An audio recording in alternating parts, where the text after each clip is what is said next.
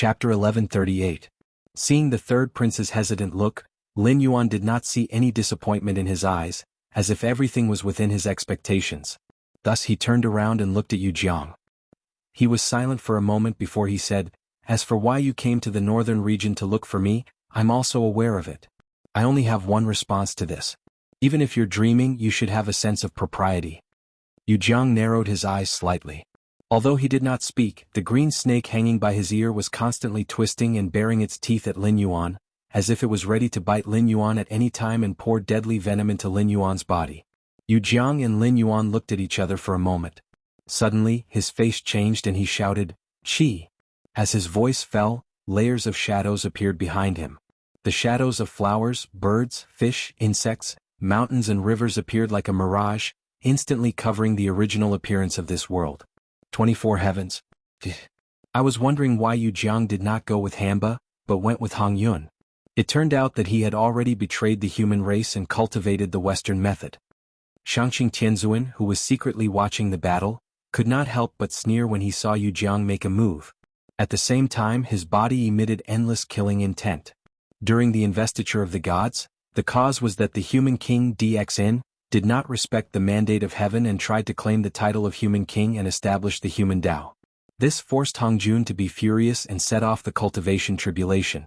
He sent Jiang Zia, a disciple of the Jie order, down the mountain with the investiture of the gods and dragged DXN, who had not yet matured, into the cultivation tribulation. If it was delayed for a while, once the human Tao was established, the three sovereigns who were sealed in the fire cloud cave would definitely abolish their position as heavenly sage and lead the human Tao sage. In that cultivation tribulation, although there was an element of acting, who had seen acting that caused one to lose one's fortune? Tong Tian's sect leader was the most straightforward one among the 6 saints.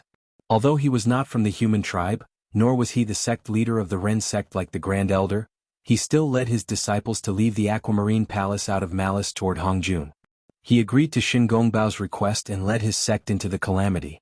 Tong Tian did not have a good impression of the human race. However, since the human race had rebelled against Hong Jun, they were his comrades. The 3 sovereigns and 5 emperors of the human race and the Empress Pingxin of the Netherworld were all good friends of Tong Tian. Tong Tian had heard of Yu Jiang's name before. After all, he was the grandson of the Yellow Emperor and the right-hand man of the human king Xuanxu. He was also one of the comrades in arms who fought against Hong Jun. Therefore he was not willing to intervene in the battle between Lin Yuan and Yu Jiang. But now Yu Jiang had summoned the shadows of the 24 heavens. It immediately reminded him of the shameless Western duo in the investiture of the gods. Shangqing Tianzuan rolled up his sleeves. His gaze was gloomy and cold. The 4 flying swords revolved around him as he stared coldly at Yu Jiang. He planned to give him a ruthless blow when he was caught off guard. Motherf *Ker? Lin Yuan's expression changed. He did not have time to think. He opened his mouth and spat out a green light. It was the willow branch bestowed by the old ancestor Yang Mei. He was not worried that he was not Yu Jiang's opponent. He had no idea whether Yu Jiang cultivated the righteous path of the human world or the Western Buddhism. However, before the battle Yu Jiang could ignore it. But as the god of the northern frontier, he had to consider the people of the northern frontier under his rule. Behind him was the capital of the northern frontier, Shunning City. He would definitely not be able to withstand the power of the 24 heavens. However, if he dodged, Shunning City would suffer a calamity. The willow branch shot out like a celestial sword and slammed into the 24 heavens, shattering them into pieces. Although Yu Jiang cultivated the Western Dharma, in the end this was the Jianghu world. He could not display his original strength. Even the 24 heavens that he summoned had long been incorporated into the chaotic world by the Western sect. He had only summoned an afterimage. It was indeed a supreme power. However, compared to the willow branch that was cut off by the old ancestor Yang Mei's main body, it was still more than 1 level inferior. Yu Jiang's attack did not succeed. A look of surprise appeared on his face. However, he was after all a mighty person who had been in battle for a long time. He did not react. He casually pushed, and the remaining power of the 24 heavens phantoms once again smashed towards Lin Yuan. He did not believe that although Lin Yuan had a supreme treasure on him, he could still activate it without limit. Boom! A loud sound spread. The broken 24 heavens phantoms smashed down. Although Lin Yuan did not have time to call back the willow branch, he summoned his limitless demon domain. The 2 world phantoms collided for a moment and dissipated. Lin Yuan's face was so gloomy that it was almost dripping water.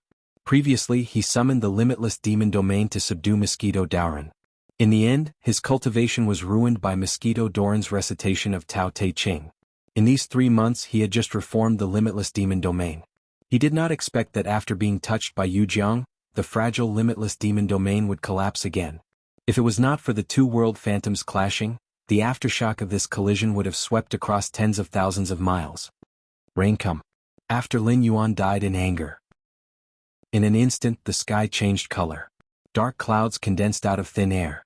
It was as if the heavenly river had been overturned. Shangqing Tianzuan, who was about to make a move, slightly bowed. He pondered for a moment and waved his hand. The 4 flying swords hid in his sleeves. He calmly stared at the area where Lin Yuan and Yu Jiang were fighting. He knew that this brat was not honest. Last time when he dealt with Mosquito Daoran, he did not use his full strength at all. Although both sides were comrades in arms, against Hongjun, there was no fairy tale in the adult world. There was only talk of benefits. The secret of the Jianghu world's nurturing was very likely to be a supreme treasure. Although all things in the world reinforced and restrained each other, it did not make sense that another world that was not related to the Great Desolate Age would specially nurture a supreme treasure that could kill Hongjun. Therefore, this supreme treasure was most likely an existence more terrifying than the Pangu Banner or the Demon Refining Gourd. It was terrifying to the extent that it could kill an almighty at Hongjuan's level. No matter who this supreme treasure landed in, it would be a huge threat. Of course, other than himself. Therefore Lin Yuan, Shangqing Tianzuan, Taoist Red Cloud, and even those hidden almighties, none of them wanted to give in. To reveal one's trump card in front of a competitor, if that was not a fool, what was? Even for Shangqing Tianzuan, the reason why he concealed the identity of Mosquito Daoran was because he wanted to borrow Mosquito Doran's hands to test how capable the Black Jiao was and whether he was qualified to compete with him in Red Cloud for that supreme treasure. He did not expect that this brat actually dared to conceal his identity when facing an existence at the level of Mosquito Daoran. Under the pouring rain, ordinary people could not even open their eyes. However, Lin Yuan's blue and white eyes were filled with endless killing intent. But Yu Jiang gave a cold laugh and said mockingly, "I've seen many of the dragon race's tricks of moving clouds and summoning rain. It's just a bluff. Do you think I'm afraid of you?" Lin Yuan did not continue the conversation. His face was cold and there was a rumbling sound of thunder behind him. Chapter 1139. The blue thunder and lightning roared and wrapped around Lin Yuan's body like a layer of armor. He was like an unruly demon king who was roaring with his head raised, disrespecting the heavens and disrespecting the earth. Suddenly, an aura of supremacy in the 4 seas and the universe exploded. Although Yu Jiang said that he wasn't afraid, he still clasped his hands together under the roar of thunder. His body expanded, revealing his golden body with golden Buddhist light circulating around him. "You think you're qualified to shout at this king?" Lin Yuan was high up in the sky, hiding his body in a thundercloud, but his voice became louder and louder. At this moment the entire northern region, whether mortals or cultivators, could not help but look at the thundercloud above Shunning City, especially some young cultivators who could not help showing a yearning look in their eyes. A real man standing in the world should be like this. The Black Jiao of the northern frontier had never lost a battle since he left the Hengduan Mountains. Even though the Black Jiao rarely fought now, his deeds of killing 2 demon kings were still vivid in their minds. Even the self-proclaimed ruler of the Jianghu world, the protector of the Jianghu world, couldn't help showing a difficult expression when faced with some matters involving the northern frontier. He didn't want to easily provoke the Black Jiao. Although Yu Jiang's expression didn't change and even under the cover of the Buddhist light, he could vaguely see mercy. However, seeing that Lin Yuan wasn't afraid at all and was determined to fight to the death, he couldn't help but feel a little nervous. This time he came to the northern frontier with the intention of befriending Lin Yuan and leaving behind a portion of the faith. After accumulating a certain amount of faith, he might not be able to advance further, but at least in the future, he would be able to guarantee that he would be in the first or second echelon. At that time, whether he fought with others to become the ruler of the world or became a subordinate in name, he could do whatever he wanted. But after all, he was the god of the North Sea. In the untainted world, although he assisted Zhuanshu, he was absolutely a supreme existence in his own territory. And in the North Sea, the only ones qualified to compete with him for hegemony were the North Sea dragon race. If the unhappiness between his father and the dragon race of the East Sea was taken into account, it wouldn't be a problem to say that the 2 sides were mortal enemies. So when he saw Lin Yuan, he couldn't help but feel a touch of hostility. When he recovered, he was already fighting with Lin Yuan. Originally, it was not a big deal. After all, Lin Yuan was just a flood dragon in his eyes. According to the strength division of the untainted world, the flood dragon may be regarded as a great demon in the mortal world, but it was not very powerful. Some successful practitioners could subdue the flood dragon. For other species in the untainted land, the flood dragon was even a bloody meal. Even the dragon tribe itself was not very willing to accept the flood dragon. After all, although the flood dragon had the word dragon in its name, it was very different from the real dragon. It was only a little stronger than monsters such as the alligator. But now, it seemed that the black Jiao of the northern frontier was not so easy to deal with, especially the ball of green light that broke his 24 celestial phantoms. He was still unable to recognize what it was, but based on that instant of collision he was able to determine that it was definitely an item at the level of a natural spirit treasure. This black Jiao was unknown in the untainted world, but it had a strong fighting strength that didn't match that of a flood dragon. In addition, it had a supreme treasure in its hand. Anyone could see that this black Jiao's background was not simple. Black Jiao. Yu Jiang took a deep breath and forcefully suppressed his rage and surprise. He said in a low voice, "Although this god doesn't know which era you came from, you should know this god's identity, right? Moreover, with your eyes, can't you see which sect I'm practicing? You should be grateful that I'm discussing with you properly. How dare you try to disobey me? You deserve to die." Hearing this, Shangqing Celestial Lord, who was watching the battle, curled his lips and his face was full of disdain. Shaking people and showing off their backgrounds were already the traditional skills of the Western sect. If one were to trace back, they would have already started doing such things before the Western sect's second Shur became a saint. If one were to carefully think about it, these two people would not do anything related to people at all. In the beginning, there was no place for the Western sect's Urshi among the 6 heavenly sages.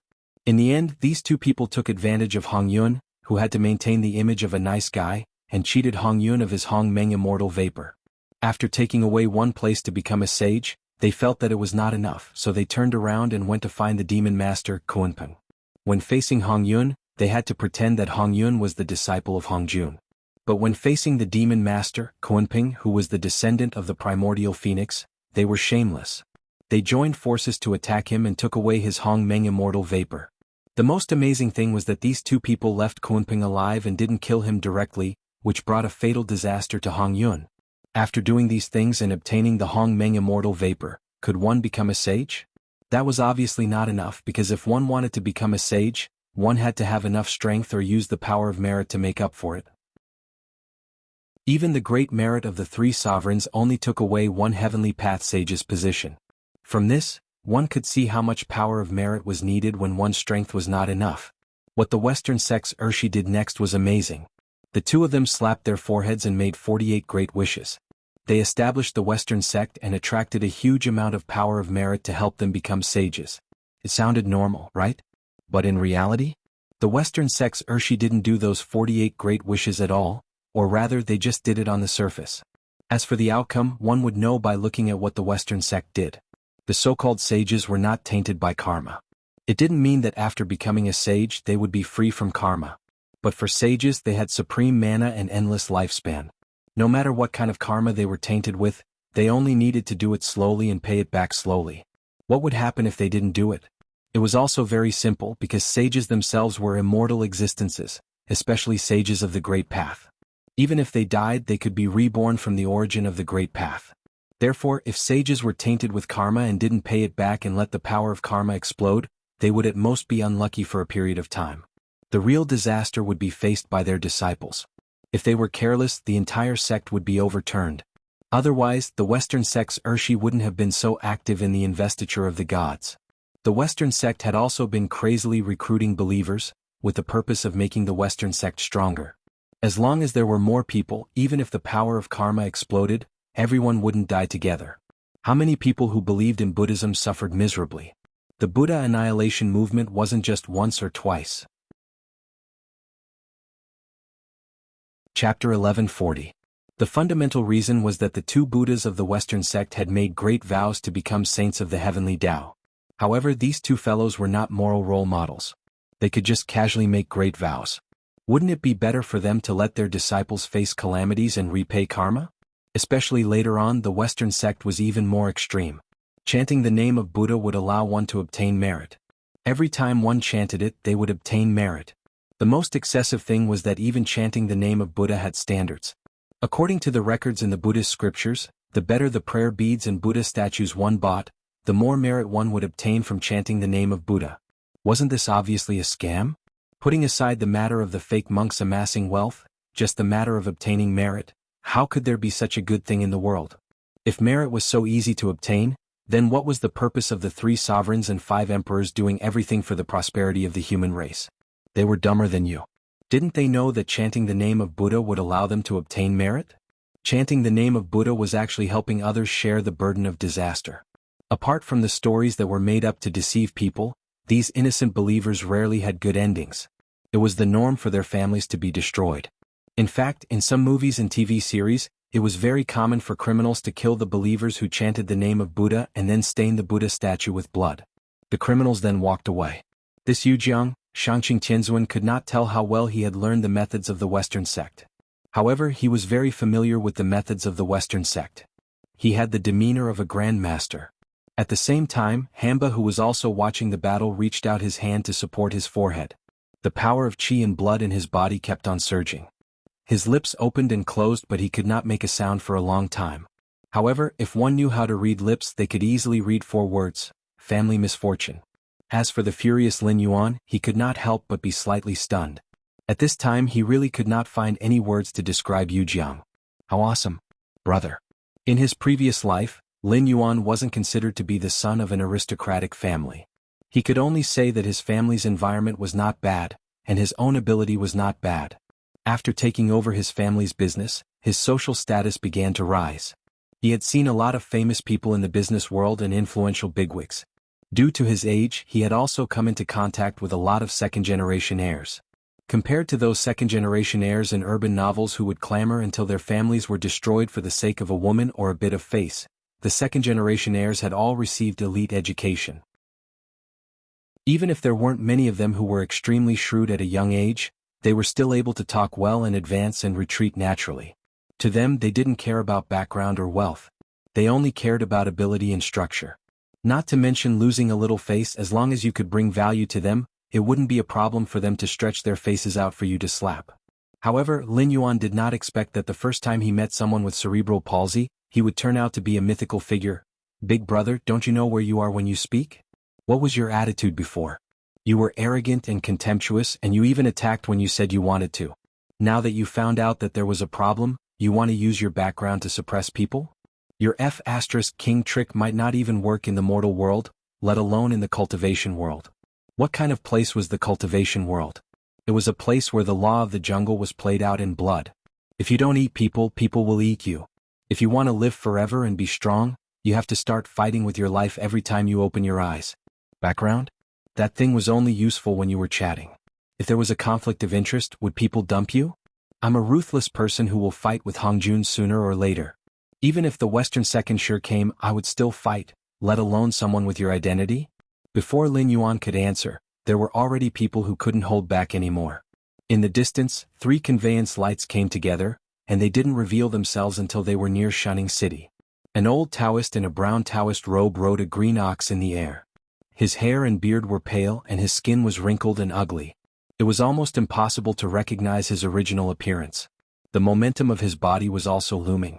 Sometimes he looked like a mortal without cultivation, and sometimes he was unfathomable, as if he could destroy the world at any time. A handsome middle-aged scholar with a jade-like face, wearing an emerald green robe, walked toward Shunning City with his hands behind his back, as if he was taking a stroll in a courtyard. However, every step he took, he crossed at least 1,000 feet, and ink-colored characters flashed around him from time to time. Just by looking at him, one would feel that a scholar should have such a temperament. It was a young monk wearing a moon-white monk robe. In terms of appearance alone, he was even more handsome than the middle-aged scholar. His red lips and white teeth made people unable to help but feel tender affection for him. Especially his clear black and white eyes, which seemed to contain all the truth of the world. No matter how time passed, how the seas dried up and the rocks rotted, it was not enough to cause the slightest ripple in his eyes. Sure. Tao. Ru. The gurus of the 3 families gathered at the northern frontier. Not only did these 3 people look extraordinary, but any one of them could be a powerful figure who could suppress an era. The old Taoist was Buxingzhou, the Immortal Lord. He joined the Yingtian Temple of the Myriad Swords dynasty 3,500 years ago, but he didn't make any progress for 30 years. However, he comprehended Tao overnight and the whole world knew about it. Since then, the Yingtian Temple jumped from a third-rate school to a super first-rate school. Even if there were no successors, no one could shake their position. Even if they met a mighty figure like Lei Qiuxing, the Yingtian Temple, which was built on the side of the imperial capital, could only adopt the strategy of lying on the side of the bed and letting others sleep soundly. The deeds of the middle-aged scholar in his early years could no longer be investigated. It was possible to say that he was from any dynasty. During the period from 4,000 to 3,500 years ago, the middle-aged scholar's shadow was behind the power changes of the 7 dynasties.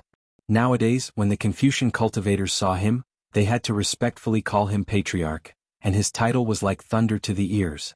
Song Xuebua, the imperial tutor of the 7 dynasties, was also the undisputed #1 expert of the Buxing continent. However, the two of them had never fought before, so it was still a mystery as to who was stronger. It was also a topic that the Taoist sect and the Confucian sect often discussed and cursed each other. As for the white-robed monk, he was known as the immovable wisdom king, Kongxiang, the godly monk.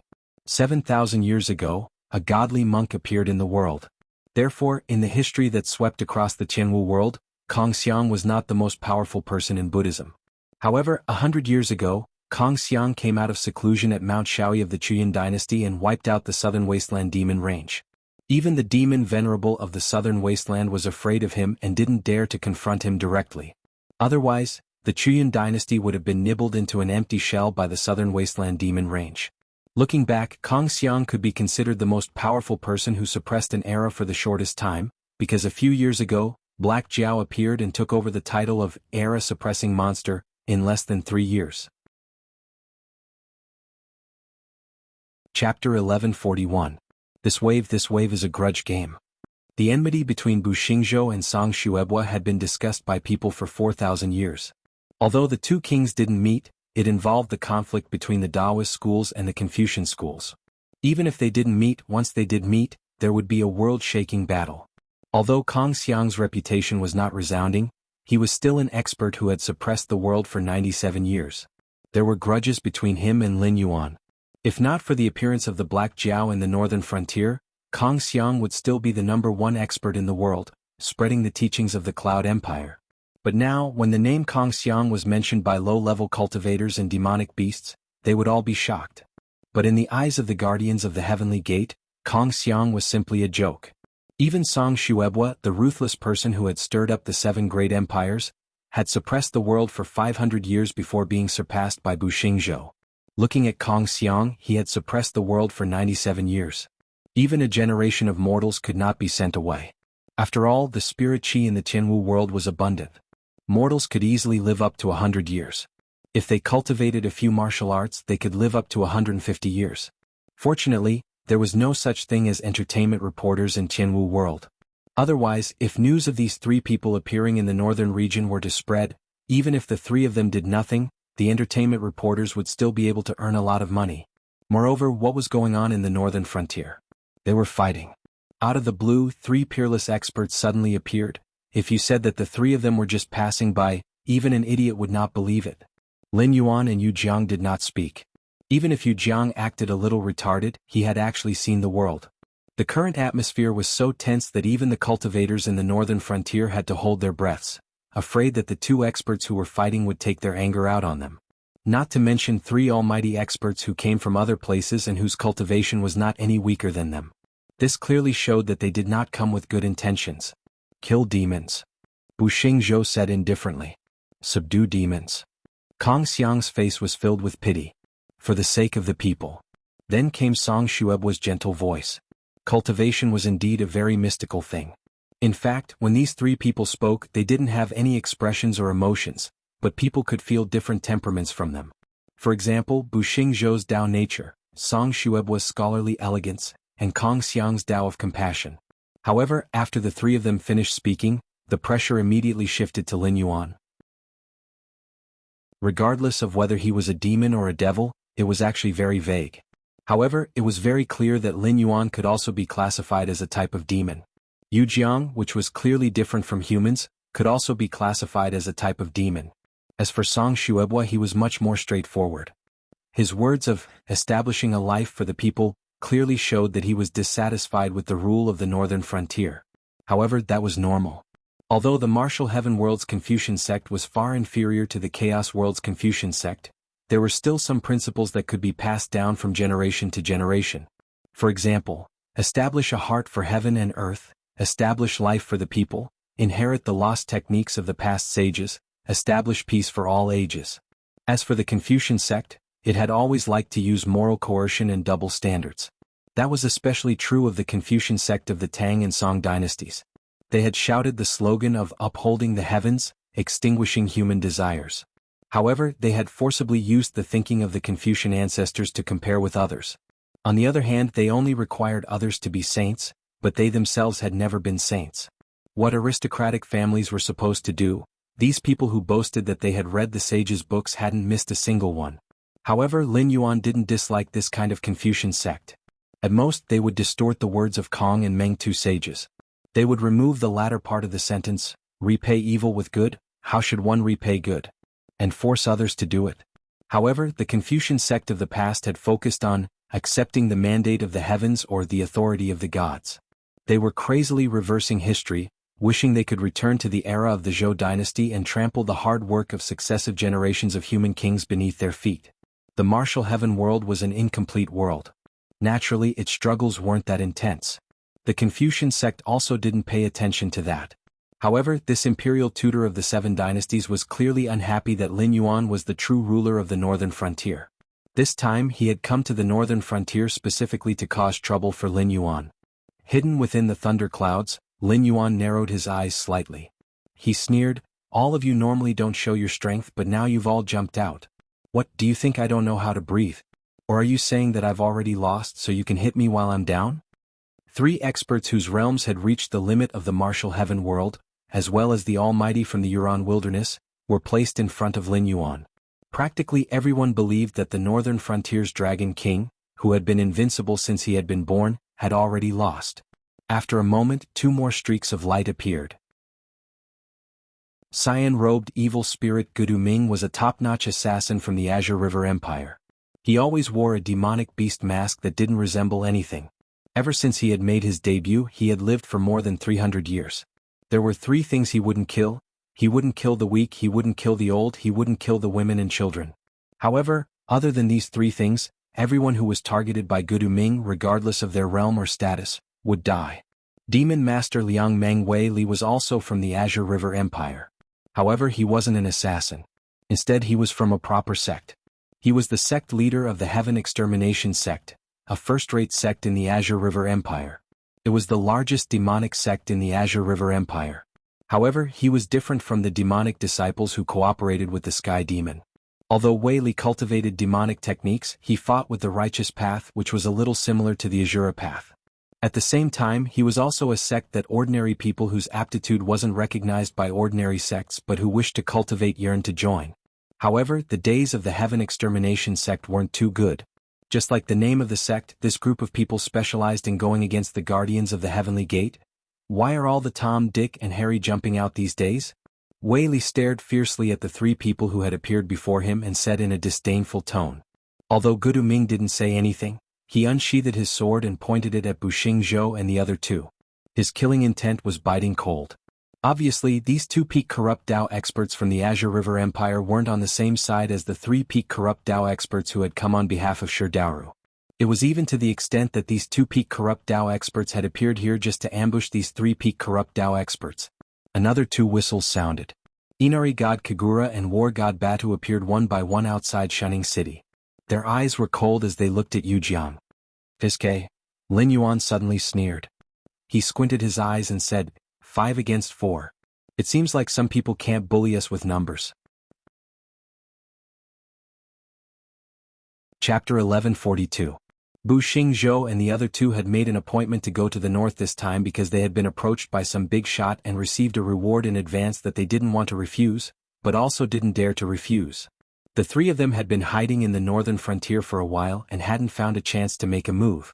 After all, the Black Jiao's invincible aura was a huge deterrent to them. They couldn't forget the scene of the Black Jiao killing the two Archfiend Kings even if they wanted to. They originally thought that they wouldn't be able to get anything good out of this trip to the northern frontier and were prepared to take out all their resources to fight the Black Jiao head-on. However, they didn't expect that an unknown expert would suddenly appear to fight the Black Jiao. That was why they couldn't wait to jump out. In the end, the Black Jiao actually invited help in advance. Even if the three of them were called era suppressors, it was just people giving them face. The real big shots had always been hidden from the world. Compared to the so-called fame, they cared more about their own benefits. Therefore, the famous didn't necessarily mean that they were invincible. If you really wanted to judge whether someone was strong or not, you had to look at what they had done. Needless to say, Du Gumming was the #1 assassin in the world. Those experts who were known as the era suppressors had more than one fallen by Du Gumming's hands. In the assassin industry, Du Gumming had always been respected as the ancestor. If the three of them were to be targeted by Du Gumming alone, their chances of survival would probably not exceed 30%. As for Wei Li, he was even more terrifying. Only cultivators and mortals below the void netherworld realm would feel that the seven empires were unshakable existences. Even a second-rate sect was a colossal existence to cultivators at this level. However, cultivators and Yao beasts above the void netherworld realm all knew that the strength of those clans and sects was not purely based on their foundation. It also depended on whether or not they had a big shot behind them. For example, the Qiao family on the northern frontier was a family that had existed for 1,000 years. However, in Lin Yuan's hands they were like a child's toy. That was because the Qiao family seemed powerful, but they didn't have a single cultivator above the void realm. This was why Lin Yuan didn't show any mercy when dealing with the traitorous Qiao family. Traitors, she hated traitors the most in her life. As for the big shots of the world, they were the true rulers of the Heaven Martial World, the protectors of the Heaven Gate. In the Heaven Martial World, there were many people who dared to go against the Heaven Martial World, but those who survived could be counted with one's fingers. For example, Lei Qiuxing could be said to be a bloody example. He had only disobeyed the orders of the protectors of the Heaven Gate, and he hadn't even offended the upper echelons, but it had caused the four great powers to join hands to encircle and annihilate the Shenwu dynasty. If he had offended the true upper echelons, they could single-handedly flatten the Shenwu dynasty. Shadow Demon Su Yin, Northern Frontier Black Jiao, Qingjiang Wei Li. In the entire world, only these three dared to humiliate the protectors of the Heaven Gate. Furthermore, they could still live well after doing so. Thus, when Wei Li opened his mouth to curse, Bu Xingzhou and the other two didn't even dare to speak up. The only thing they were puzzled about was why Wei Li and Du Gumming would appear in the northern frontier. Furthermore, why did they have to support the Black Jiao? Lin Yuan smiled but didn't say anything. With the territory model coupled with the Eye of God, other than the third prince who had suddenly appeared in Shunning City under the care of Yu Jiang, Bu Xingzhou and the other two had nowhere to hide. As mentioned before, the northern frontier was currently standing on a dividing line. If the plan was carried out smoothly, swallowing the other empires and unifying the Heaven Martial continent would be just around the corner. However, if the plan wasn't carried out smoothly, the great situation of the northern frontier would be ruined in one of the following battles. Thus, Lin Yuan couldn't help but be sensitive. Towards the three peak experts who had suddenly appeared, he naturally took care of them. Even the peddlers near the inn where the three were staying were secretly changed to people from the Association of the Demon Emperor. As expected, wasn't this jumping the other way round? Although Lin Yuan was confident in his own strength, he wouldn't gamble with the foundation of the northern frontier. Although the appearance of Yu Jiang had surprised him, the situation was still within his control. Du Gumming wasn't difficult to invite. As long as he could find his whereabouts and promise him the rewards he wanted, a peak expert directly joined the camp of the northern frontier. Other than the population base, the conditions of the northern frontier were actually much better than the other empires. This time, in order to invite Du Gumming, Lin Yuan was even more ruthless. He suspended all the projects that could be suspended and used a shocking amount of resources to hire this peak assassin. As for Wei Li, that was an unexpected surprise. This was because in the original plan Lin Yuan, Kagura, Batu and Du Gumming would fight against Bu Xingzhou and the other two. Unexpectedly, Wei Li was actually able to maintain the attitude of going against the Heavenly Gate Protector and directly followed Du Gumming to the northern frontier. Wei Li didn't mention anything about rewards. It was probably due to the personality of the Demon Dao. In short, there was a saying, "No amount of gold can buy my happiness." This time, Wei Li's goal in coming to the northern frontier was to make the Heavenly Gate Protector unhappy. If the Heavenly Gate Protector was unhappy, he would be happy. I will delay the Black Jiao. The three of you quickly killed Du Gumming and Wei Li. Bu Xingzhou's old face that was like a withered tree bark turned serious. His right hand shook slightly and a pitch-black wooden stick was thrown out. Some sharp-eyed cultivators instantly exclaimed, "Lightning Severing Branch. The sect treasure of Yingtian Temple." Legend had it that Yingtian Temple was actually called Defying Tian Temple a few thousand years ago. This black wooden stick was the treasure that the founder of the sect had once comprehended Tao on the endless sea. In the end, he attracted the heavenly punishment lightning tribulation. He casually plucked a peach tree to face the heavenly punishment lightning tribulation. After 3 days, the founder stepped into the state above the void realm. His clothes were spotless. Only the peach tree that he plucked was struck into a pitch-black wooden stick by the heavenly punishment lightning tribulation and transformed into a magic treasure that contained the power of the heavenly punishment lightning tribulation. It was said that the Defying Tian Temple used this lightning-severing branch as a treasure to stabilize their fate. What was more terrifying was that the Defying Tian Temple only changed its name to Yingtian Temple when it was passed down to Bu Xingzhou. Before Bu Xingzhou rose, many people once said that Bu Xingzhou didn't have any cultivation talent at all. Even if he cultivated his entire life, he wouldn't be able to break through the mortal evolution state. In reality, this was indeed the case. Bu Xingzhou wasted nearly 100 years in Yingtian Temple. His lifespan was almost up and he was plagued with illness. However, because of a strange dream, he had an epiphany and became the immortal true lord of today. Ever since Bu Xingzhou had made a name for himself, he had used formations, talismans, flying swords, and spells in fights. However, he had never seen Bu Xingzhou take out a supreme treasure like the thunder-severing branch before the fight officially began. In a sense, Bu Xingzhou was planning to fight with his life on the line. I wish all the readers a happy Children's Day and a carefree life forever. Chapter 1143. If the severing lightning branch was destroyed, Ying Tianguan's luck would directly dissipate. Even if a peerless genius entered the sect, it would be destined to be difficult for them to cultivate, unless they could obtain another treasure to suppress their luck. However, the possibility of obtaining another treasure was too small. Just like the sects in the world today, the overlords were still the original ones. Those small and medium-sized sects that did not have any treasures to suppress their luck were more relaxed. Their rise and fall was up to fate. It was possible for a peerless genius to appear only for a short time, and then for hundreds or thousands of years, the sect would be destroyed. This Bu Xingzhou, Lin Yuan's eyes narrowed slightly. He was more and more certain that someone was targeting him from behind. Otherwise, Bu Xingzhou and the other two did not have much interaction with each other, and it was impossible for them to come to the northern frontier to deal with him. Battles between top experts rarely happened, because once both sides fought, they would use all their trump cards. They would not rest until they killed the other side. Therefore, at most, they would have some verbal conflicts. If you give me face, I will give you a way out. In the end, nothing was settled. In any case, the cultivators in the sky martial world did not even dare to pursue higher realms. They only wanted to live a peaceful life. If these three people simply did not like him, they would have already taken action to suppress him. In the sky martial world, cultivators and demonic beasts liked to find opponents of similar realms to fight. The main reason was that they did not want their juniors to become the prey of the strong while they were killing the weak. However, the protectors of the Heavenly Gate did not have such concerns about the northern frontier. They did not dare to touch Lin Yuan because they were afraid of the ancient demon court. Now, they were afraid of the background behind Lin Yuan that was even more terrifying than the ancient demon court. Otherwise, someone like Lin Yuan who did not respect the protectors of the Heavenly Gate would have been killed by them long ago. They came to the northern frontier to cause trouble, most likely because someone asked them to. As soon as he made a move, he directly put the fate of his own sect on the line. However, it didn't create much of a tragic and unyielding atmosphere.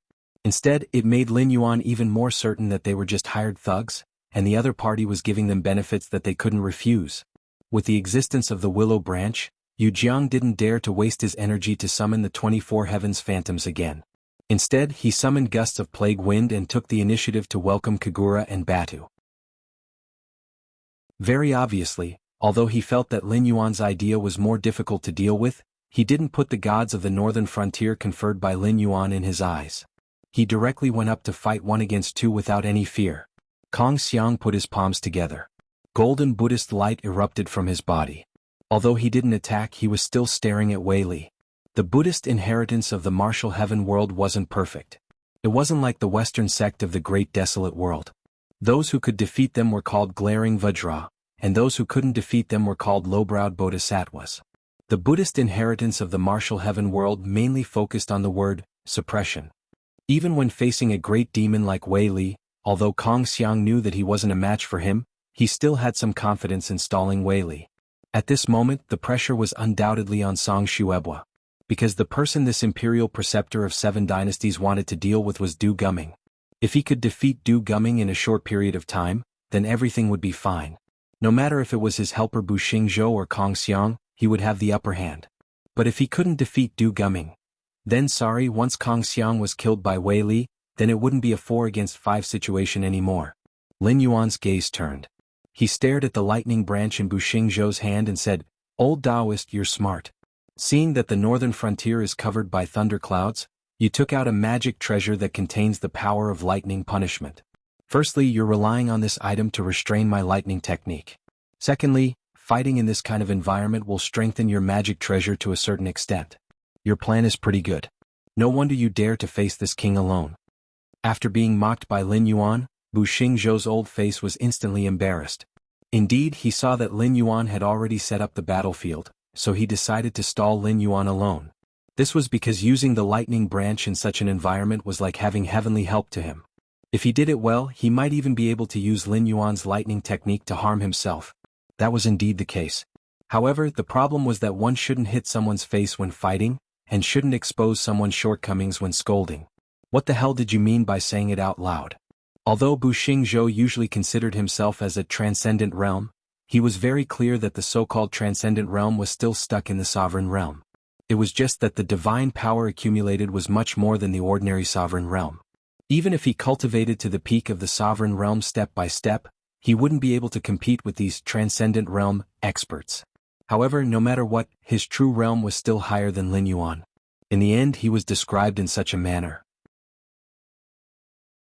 It was as if he didn't have the lightning branch, he wouldn't dare to face Lin Yuan alone. Alright, he really didn't dare to. After all, the Black Jiao's invincibility in the northern frontier was too deeply rooted in the hearts of the people. Lin Yuan, who was hidden in the thunderclouds, narrowed his eyes slightly and sneered, "But the problem is, who told you that I'm going to use lightning techniques?" Hearing this, Bu Xingzhou's heart suddenly sank. Just like what Yu Jiang said before, the flying clouds and summoning rain was originally the Dragon Clan's magical ability. However, it was actually used to scare people. The so-called lightning and rainstorm were simply a joke to cultivators. Even Heavenly Dipper realm cultivators could directly ignore it, unless something was done in the thunderstorm. However, since the Black Jiao became famous, he had fought many battles. However, who had seen this Black Jiao use lightning techniques? Too careless. Tiske. Bu Xingzhou's face was so gloomy that it was almost dripping water. He glared at Lin Yuan angrily, as if he was a mute who had eaten Chinese gold thread. This Black Jiao created such a big scene, such as a rainstorm and thunderclouds. In the end, he didn't intend to use lightning techniques at all? "Aren't you playing with me?" Lin Yuan poked his head out from the thunderclouds and sneered, "Do you know, from the moment you appeared in the northern frontier, a group of Knight Bujiao's cavalry quietly set out. I reckon that they are near the Yingtian temple by now. I gave them the order that once the northern frontier changes, they are to immediately kill everyone in the temple. All the branch families, derivative families, and even the secular disciples are not to be spared. In other words, from the moment you all arrived at the northern frontier, this king planned to exterminate all of you." The torrential rain poured down and the thunderclouds shrouded the area. Although Bu Xingzhou couldn't see how sinister Lin Yuan's expression was, he could read the endless cold killing intent from the pair of indistinct blue and white eyes. This Black Jiao was serious. "Black Jiao, you despicable." After holding back for a long time, Bu Xingzhou's face turned red. In the end, he could only curse the word, despicable. Because Lin Yuan's move to kill Ying Tianguan was simply a bad move from a macro perspective, but it did indeed hit Ying Tianguan's vital point. Chapter 1144.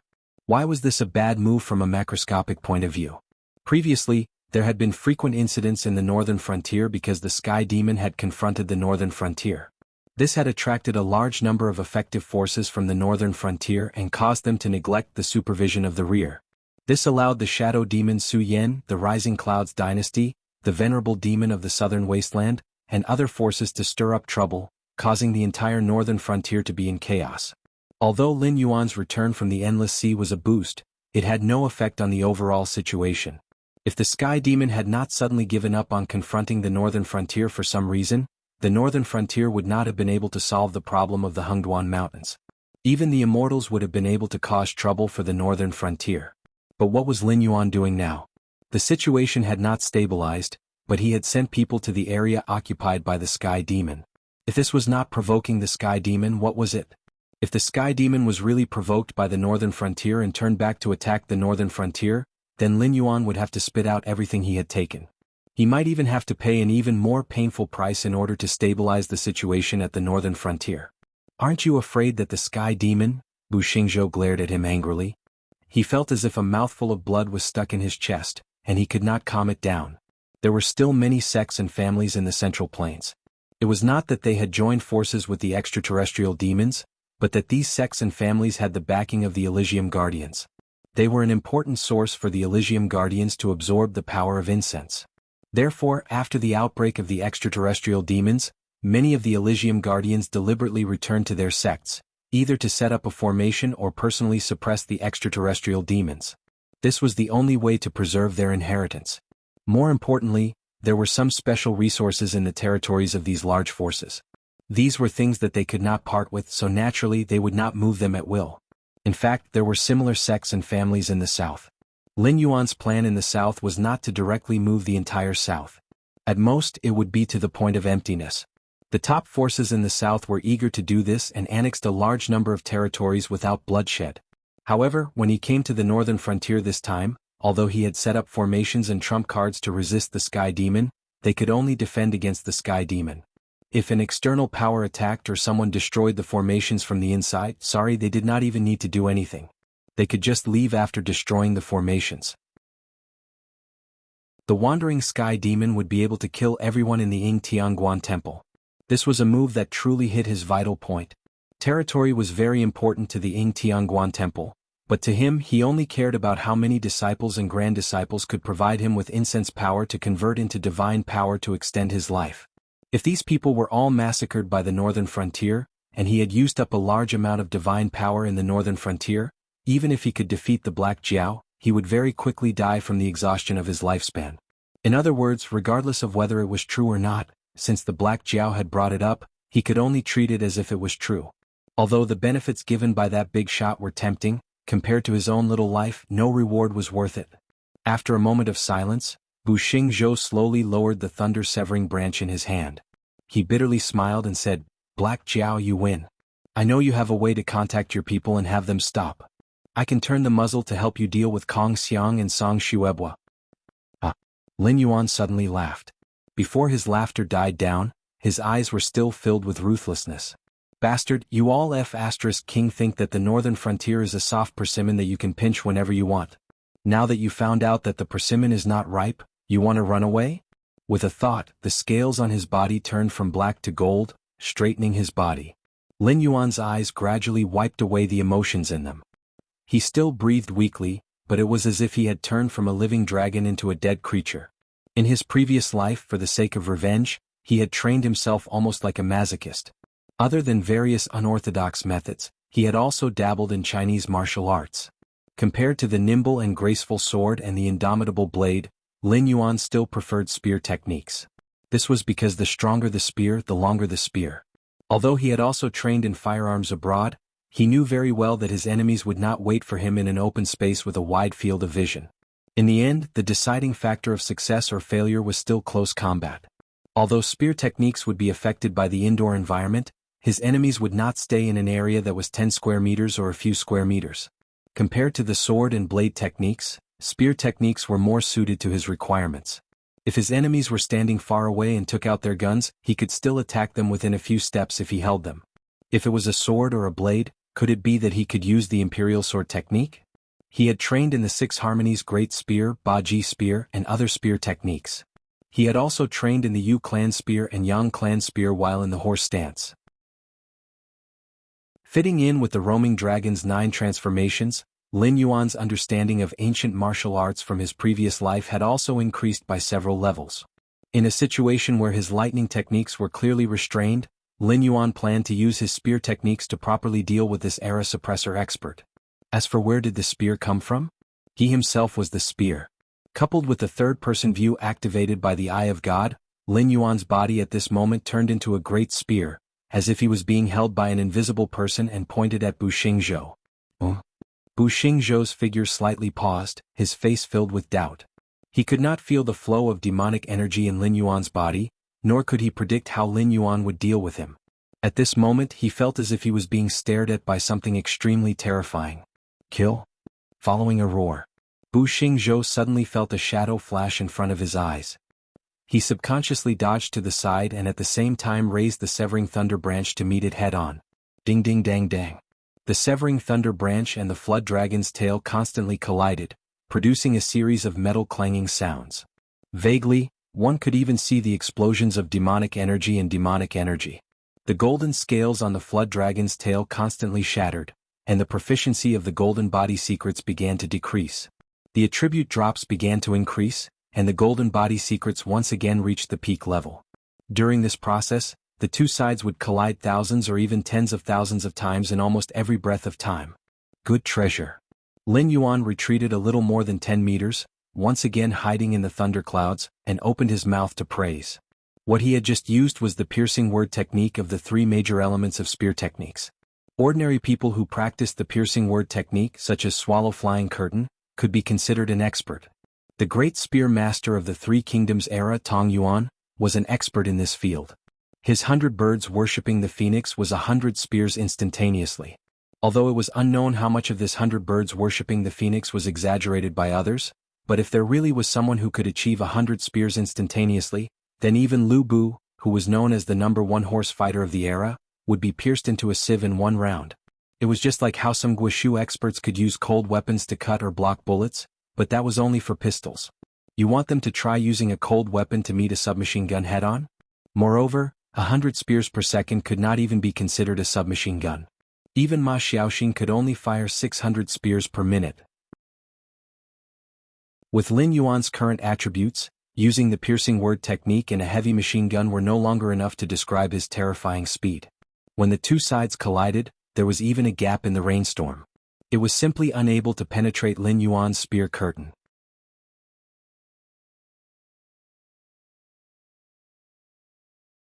These celestial soldiers and celestial generals were not the orthodox immortals, but the powerful chi practitioners of the mortal world who were recognized by the heavenly court and obtained the immortal records that could extend their lifespans.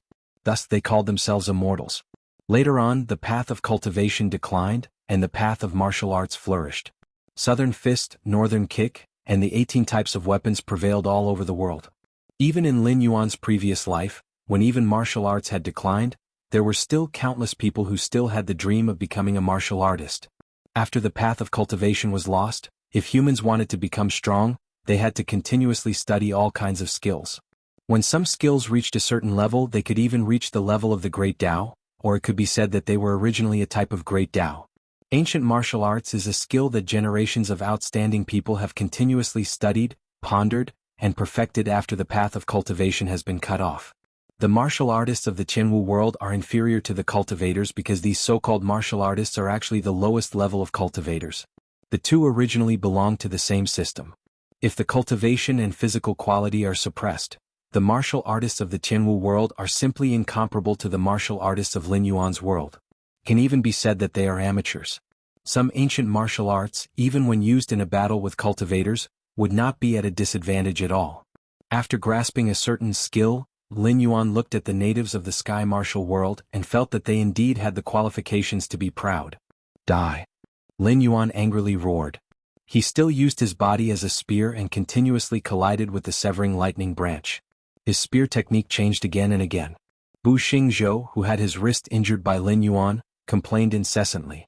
He once again began to doubt himself. Was his brain kicked by a donkey? Why did he give up on Badu and Kagura, who were clearly easier to bully, and insisted on fighting the Black Jiao one-on-one? Originally, it was Yu Jiang against the Black Jiao. In the end, his opponent was snatched away. Yu Jiang actually felt somewhat relieved. Now he was suppressing Kagura and Badu with his own strength. Although he could not win the battle in a short period of time, he did indeed have the upper hand. On the other side, Song Shuebua, who could be said to be the hope of the entire village, silently looked at Du Guming. His lips opened and closed as he muttered to himself. A moment later, a 3-foot-long weasel hair brush appeared in his hand. His eyes narrowed slightly, and 2 drops of ink formed by Gang Qi dripped from the tip of the weasel hair brush. When the ink touched the ground, it transformed into 2 strong men like iron towers, standing guard in front of Song Shuebua. Du Guming slightly narrowed his eyes. The long sword in his hand slightly swayed. His clear black and white eyes could not hide the trace of disappointment in them. As an assassin, one must remember the iron rule: if one strike does not kill, flee 1,000 miles away. It was not a perverted requirement to kill the target in one strike. If one could not kill the target in one strike, he would not continue to fight and would immediately flee. But for an assassin, pursuing a one-strike kill was definitely not wrong. However, his experience told him that one strike would definitely not be able to kill Song Shuebua. If he used too much strength, he would instead be in danger of being counterattacked by Song Shuebua. It was clear that this was not the first time Song Shuebua had come into contact with a top assassin. Thus, from the moment Du Guming drew his sword, he had already prepared these 2 ink-stout men as guards. This was Wondrous Brush Blossoms, a supreme secret technique of the Confucian sect. Using one's true qi as ink, one could summon thousands of men and horses to charge and kill the enemy. If he had not grasped this secret technique, even if Song Shuebua had the ability to reach the heavens, he would not have been able to single-handedly stir up the winds and clouds of the 7 great empires. In the past, when the monarchs of the 7 great empires saw Song Shuebua, they all had to respectfully call him teacher. Just how awe-inspiring was this? Just a mere assassin. Song Shuebua bit his lips. His eyes revealed an unconcealable killing intent. The Confucian sect worshipped the saying that people are divided into 3, 6, and 9 ranks. Among them, not being able to punish a scholar official was the most important. Even if it was just a Shiozai-level disciple, they could still not kneel in front of an official. From this, one could see how honorable the Confucian sect cultivators were. As for assassins, in the eyes of the Confucian sect, they could only be considered as the lowest of the low, the lowest of the low. Just being glanced at by Du Guming made Song Shuebua want to take a few baths and scrub off a layer of skin on his body. Although he maintained a look of contempt on his face, under Du Guming's gaze, Song Shuebua could still feel a chill run down his spine. Chapter 1146.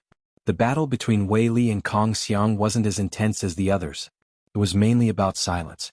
Kong Xiang and Wei Li had maintained their posture of standing and staring at each other until now. It seemed calm and peaceful, but both of their auras were firmly locked onto each other. Compared to a fist-to-flesh fight, this kind of game was even more dangerous. This was because if they revealed even the slightest flaw, then the other party's storm-like attacks would follow. Unless something unexpected happened, causing both parties to shake hands and make peace, they would have to maintain this kind of silence. Only one of them could leave alive. Kong Xiang put his palms together. His handsome face had a merciful expression. Buddhist light flowed in his eyes as he stared at Wei Li without moving. Wei Li crossed his arms in front of his chest. He had an obvious look of ridicule on his face, as if he was mocking this monk who overestimated himself. Stop looking. Even if you stare until your eyes are broken, you still won't be able to find a flaw in your grandfather's body. Wei Li's mouth was trash-talking, but his body obediently maintained a silent posture. He was always on guard against Kong Xiang. The monks of Buddhism all had one thing in common, and that was that they were especially difficult to deal with. This was especially true for monks who cultivated the suppress technique. There were even some who suppressed demons under the cliff and sat in their own bodies for thousands of years until the last trace of Buddhist aura was exhausted. Their corpses were then blown away by the mountain wind into powder and disappeared without a trace. They were ruthless people who had no complaints or regrets. Speaking of which, you came from Mount Shaoi, right? Wei Li saw that Kong Xiang ignored him and started another topic. He said with a smile, I do know a monk from Mount Shaoi. His Buddhist name seems to be, what's it called? Oh, right, Qingxian. That old monk was very interesting. He said that he was willing to sit in front of me for the rest of his life and use the supreme Buddhist Dharma to wash away my sins. Hearing the name Qingxian, Kong Xiang took a deep breath and said indifferently, And then? After that, I broke his limbs and threw him into the demonic beast forest to feed the demonic beast. The corners of Wei Li's mouth curled up slightly. He took a deep breath and teased, In my life, the thing I hate the most is you monks telling me to put down the butcher's knife and become a Buddha on the spot. Even if there is such a thing, the one to become a Buddha should be that butcher's knife. After all, it was not willing to kill. It was the butcher who insisted on using it to kill, wasn't it? Yes. Kong Xiang's face suddenly changed and the benevolent look on his face disappeared. In the blink of an eye, his handsome face was completely filled with resentment and malevolence as he roared, "A person like you is indeed not worthy of listening to the story of, lay down the butcher's knife and become a Buddha on the spot. What you lack is someone who will personally send you to meet Buddha." The Buddhist light dimmed and a murderous aura filled the air. Although Kong Xiang's momentum was broken, Wei Li did not immediately make a move. Instead, he revealed a thoughtful look and said, "Could it be that you have never competed with that person for the title of the #1 person in Buddhism? It seems that you do have some self-awareness. You are indeed not worthy. Little monk, it seems that your master's death has dealt a huge blow to you. You are actually so angry that you even took the opportunity to enter the devil path? But..." Wei Li paused for a moment, and a large amount of black evil aura whizzed out like a rushing river. In the blink of an eye, it formed a ferocious devil image that was more than 10 feet tall behind Wei Li. Its appearance was 70% similar to Wei Li, but it was much more ferocious and terrifying. When the devil image appeared, Wei Li's voice also became hoarse. "Little monk, since you have entered the devil path, you have to abide by the rules. The devil path does as one pleases. What rules are there?" Although Kong Xiang's evil aura was not as strong as Wei Li's, his Buddhist power was still incomparably vigorous even though it was polluted. The flickering Buddhist light around him constantly collided with the evil aura overflowing from Wei Li's devil image. That's a lot. Today I will teach you the first lesson, respect your master."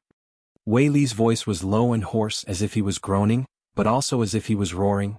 "The rules of the devil path cannot be disobeyed. If you break the rules that day, you will have to pay the lightest price, which is your life. However, little monk, you are different. You are alone, and even your master has been killed by me. So no matter how angry I am, in the end I will still kill you. You have profited." Dark green flames gradually spread out from Wei Li's body. Together with the devil image behind him, it was as if an ancient great devil had broken out of its seal and was roaring towards the heavens, preparing to bring a calamity to the common people. Other than the almighty experts from the Great Desolation era, when the natives of the Sky Martial world saw this scene, regardless of their faction or realm, they all sucked in a breath of cold air. Ever since the Void Netherworld realm became human sovereigns, countless true experts went into seclusion. With the passage of time, the cultivators of the Void Netherworld realm gradually developed the style of a big shot, rarely personally taking action. Although the 7 great empires, the Endless Sea, and the 2 great demonic beast veins were all at war and seemed to be very fierce, in reality, all the empires were just small cats and there was nothing to see. However, this time in the northern frontier, a chaotic battle between 9 peak experts. Although it was exciting, there were only a few people who wished for them to really fight. Even some of the Heavenly Gate Guardians could not hold themselves back and planned to intervene. After all, with 9 peak experts taking action, even if the Black Jiao, Kagura, and Bata worked together to control the situation, they might not be able to protect the northern frontier. Although everyone wanted Black Jiao to die and the northern frontier to be destroyed, the conditions had to be reasonable. It should be known that once the northern frontier was destroyed, it meant that the agreement between the Heavenly Gate Guardians and the Sky Demon would lose its effect.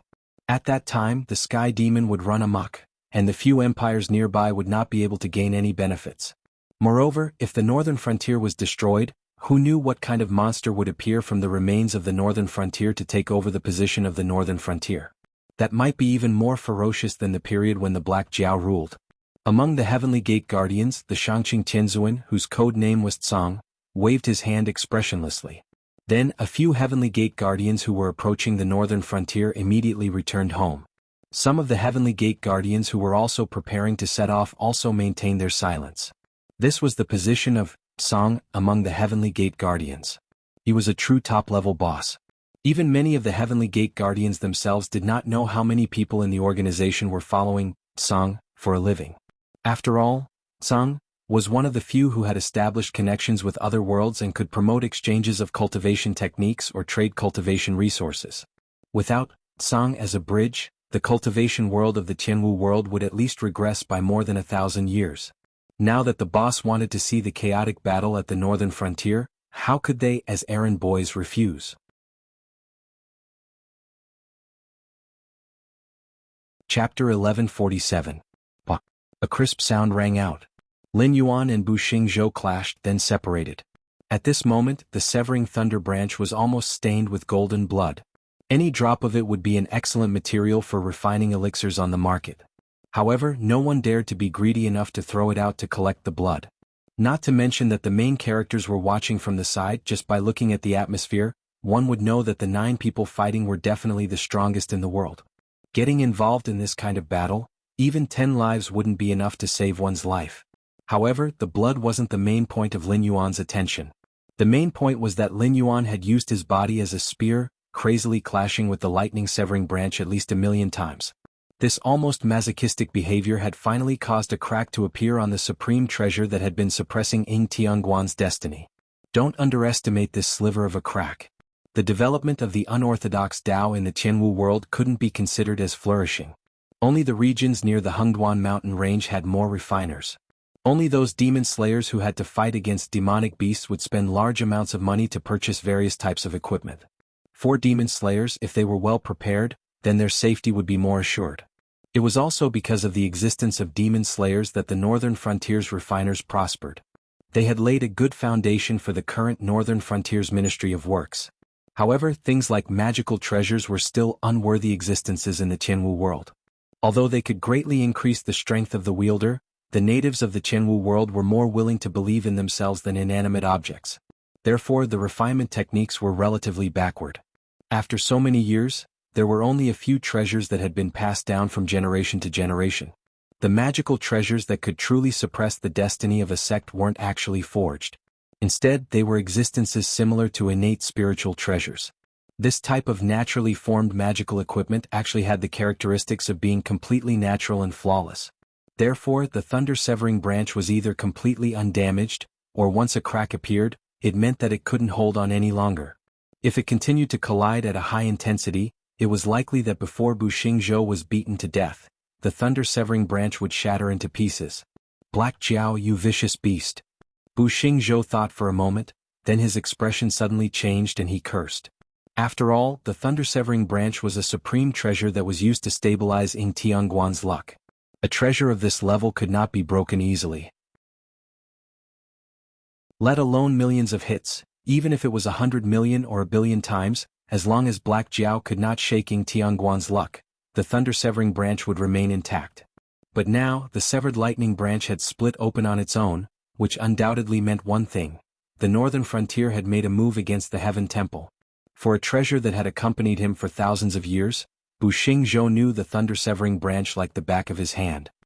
He knew very well that the thunder-severing branch was not broken by Lin Yuan's tyrannical physical body, but when it was separated, the power of luck that wrapped around the thunder-severing branch dissipated, causing the magical treasure to split open on its own. It was a warning to him that Ying Tianguan had been targeted. As everyone knew, although the Black Jiao of the Northern Frontier was arrogant and challenged authority with every step he took, the Black Jiao had a strong point that most people could not do, and that was, he was a man of his words. Whether it was Ying Tianguan or defying Tianguan, if the Dragon King said that he would destroy your entire sect, then he would destroy your entire sect. Therefore, once the people of the Northern Frontier appeared near Ying Tianguan, there would be no survivors after the battle. At that time, where would he go to rebuild his orthodoxy and recruit enough disciples to provide him with the power of incense? Bu Xingzhou lowered his head slightly with a gloomy face. If not for the Black Jiao being so difficult to deal with, he even had the thought of paying a certain price to escape. But the problem was, the monk could run away but the temple could not. Even if he ran away from the north today, it would not take long for the Black Flood Dragon to reach Ying Tian Temple. When that time came, where could he escape to? Unknowingly, he seemed to have been forced into a dead end. At the same time, Shenwu Dynasty, near the former imperial capital. Yi Balan led 2,000 cavalrymen, all of whom were wearing black armor and dark green robes. There were sabers at their waists, spears in their right hands, and sniper crossbows with a shooting range of more than 6,000 steps were hanging on their saddles. According to the experimental data of the Ministry of Works, such a steel crossbow could even kill a cultivator in the middle stage of Heavengang realm in an instant when it was about 2,000 steps away. Demonic beasts in the Mountain Lord realm might not be killed by the first arrow, but they would not be able to resist the second arrow. Moreover, after being hit by the first arrow, even demonic beasts would not be able to stand up easily. Yi Balan let go of the reins with his left hand, held the spear in his hand upside down and growled, "According to the map, Ing Tianguan should be in the vicinity. It is a chaotic time, so it is normal for them to expand their territory. From now on, get ready for battle. Divide into 4 groups and search separately. If you meet the enemy scouts, don't fight with them unless you are absolutely sure that you can kill all of them. Remember to hide your whereabouts well. When you get the exact information, gather at the predetermined place to discuss the next step." Speaking of this, Yi Balan touched his nose and grinned grimly. "Today should be the first time for most of you to carry out a field mission. I think, from the day you entered the field, you should know what will happen if we fail. I'm afraid that it will be difficult to even gather a whole corpse.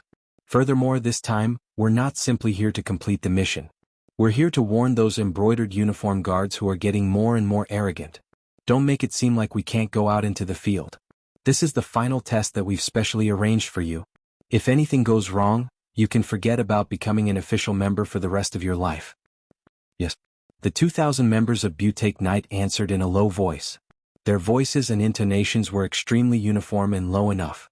If one didn't carefully distinguish the difference between the accents, it would seem that they were the same person answering in a muffled voice. No one would simply treat this operation as a routine field operation by Knight Buyao, because from the moment Knight Buyao was established, it had always been an intelligence organization that stood side by side with the embroidered uniform guards. It was just that Knight Buyao was external, while the embroidered uniform guards were internal. The association of the Demon Emperor and the MI7 had taken away a certain amount of authority from these two organizations, forming a restriction on the two, but not threatening their positions. Butake Knight was originally an active ranger on the Frost Mirror grassland. However, with the implementation of the Northern Frontier Plan, the Shuangjin dynasty now existed in name only. Butake Knight could continue to be active on the Frost Mirror grassland, but its focus would begin to shift.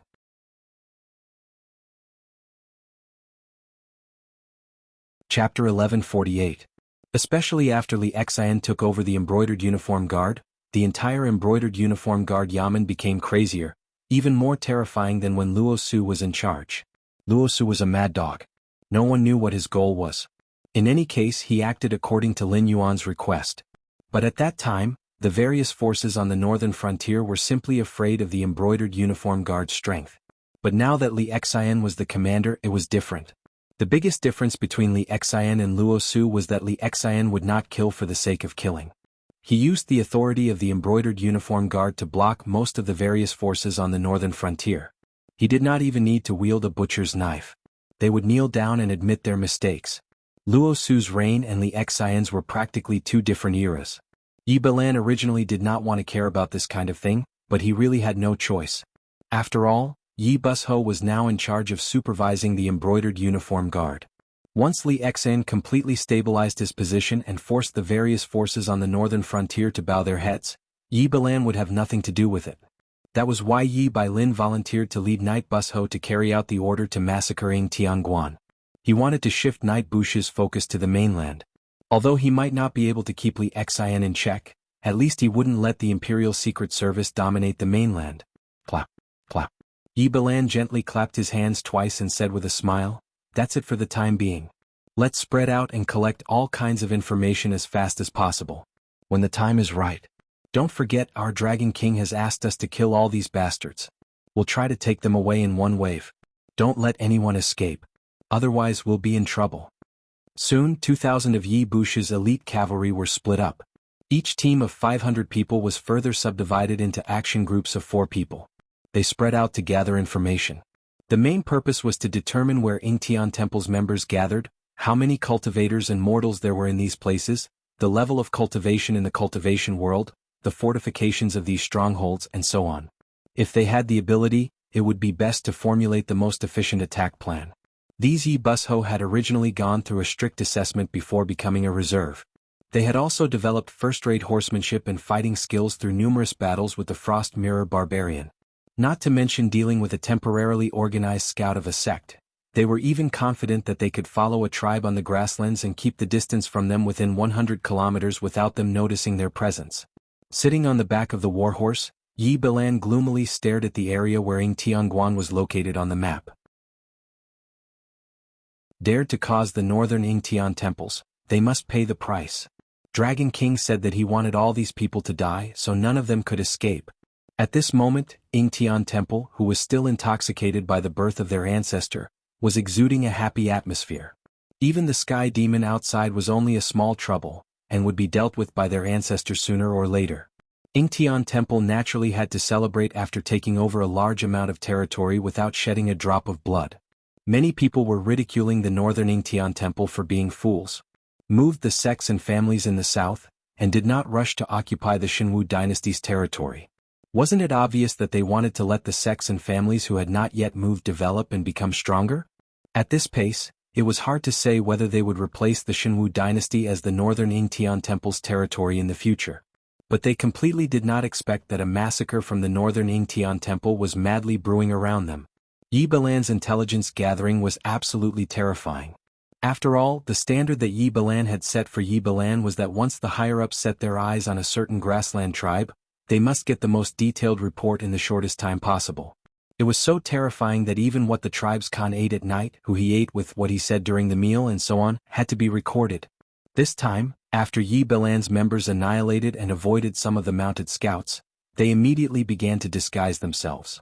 Some disguised themselves as mounted scouts, while others disguised themselves as refugees. In twos and threes they walked towards the nearby stronghold of Ingtian Temple. Although Ingtian Temple had some doubts and did not know where so many people suddenly came from, they were not stupid enough to think that some refugees were from the northern Ingtian Temple. After a few simple questions they let all the refugees into the stronghold. Everyone had ambition and Ingtian Temple was no exception. In the past there was a shortage of manpower in the sect, so they could only hide in the sect and watch others eat meat. At most they could only eat soup.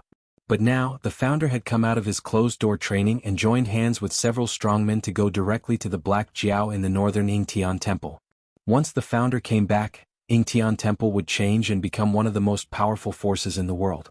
Naturally they would take in refugees.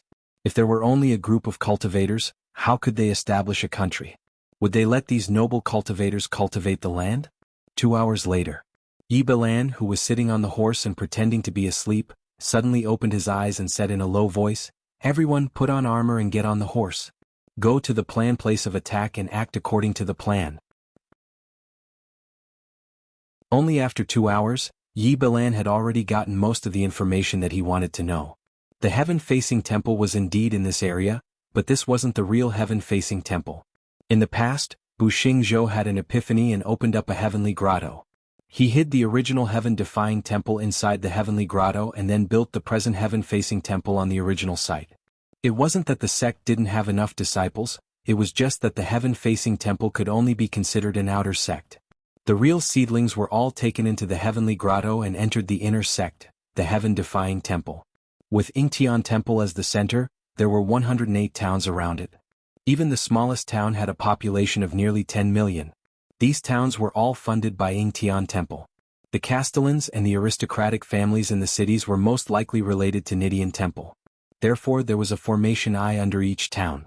Only by destroying these 108 formation eyes could the entrance of the cave heaven world be exposed to the surface world.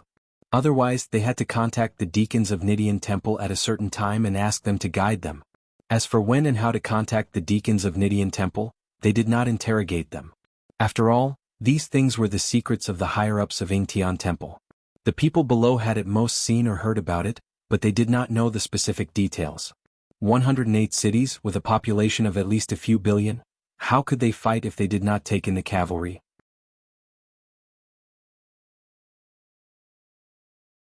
Chapter 1149. As one of Lin Yuan's creations, Yi Bilan could directly communicate with Lin Yuan through his consciousness. However, Yi Bilan had no intention of communicating with Lin Yuan to ask for reinforcements. This time Yi Busho had stolen the job of the embroidered uniform guards. Now that the border of the Frost Mirror grassland was at war, apart from the Blackwater Army, the Northern Frontier Dragon Cavalry, and the original border guards, the main force was Yi Bushi's cavalry. It could even be said that without Yi Busho leading the way, those Frost Mirror barbarian who were familiar with the terrain would have a hard time catching them. The 2,000 cavalry here were all that Yi Bilan could muster. Call for reinforcements? He couldn't possibly ask the Northern Frontier to give up on supervising the entire territory and send people from the Association of the Demon Emperor, right? If he really called for reinforcements, it would definitely be the members of the embroidered uniform guards. Who knew how Li Xen would ridicule him? Yi Balan gripped the spear in his hand and said in a deep voice, "If you want to deal with Yingtian Temple, you have to first destroy the 108 formation eyes of the hidden grotto heaven entrance. Not counting the refugees, there are billions of people. Even if they are all mortals, it will take you until next month to kill them all. Therefore, I will give you 3 days to infiltrate the various cities and towns and find out the formation eyes. Find out the name, background, and cultivation of the members of Yingtian Temple who are in charge of guarding the place. Do not leave out a single detail." These cities and towns all had nominal leaders. Some were disciples of Yingtian Temple, while some were old officials of the Shenwu dynasty. However, they were all taken over by Yingtian Temple on the first day they took office. Even if the city lord wasn't from Yingtian Temple, he was only the city lord. All the officials in the city and even the garrison army were disciples of Yingtian Temple. Not to mention the collapse of the Shenwu dynasty, even when the Shenwu dynasty was at its peak, they didn't dare to interfere with Yingtian Temple's affairs. After all, they had the protection of an immortal true monarch. Lei Qiuxing was also afraid. If there was no need, why would he provoke the guardian of the heavenly gate? But this time, the Dragon King had spoken. Then all the people related to Yingtian Temple would have to die.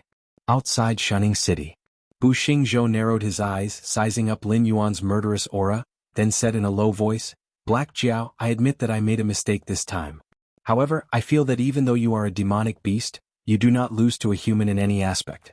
Since that is the case, then you should be clear that there are no fairy tales in this world. Everything has to be based on benefits.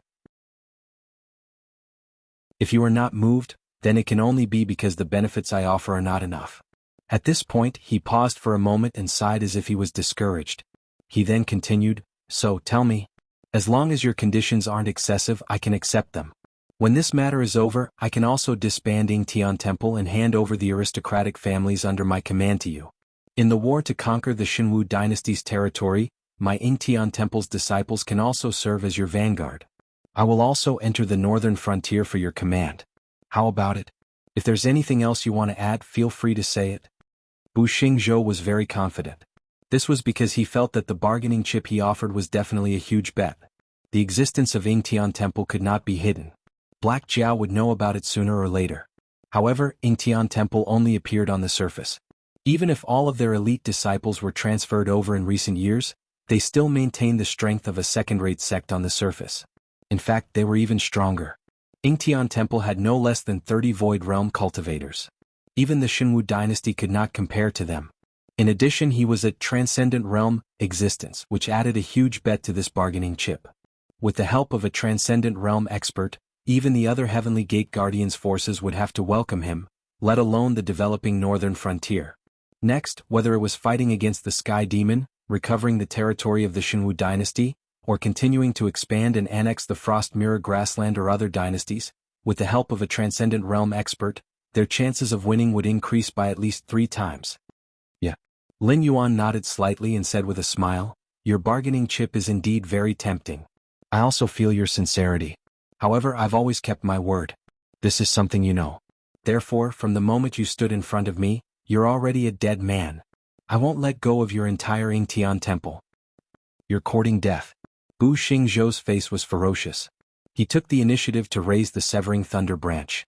Lightning flashed on the pitch-black wooden stick.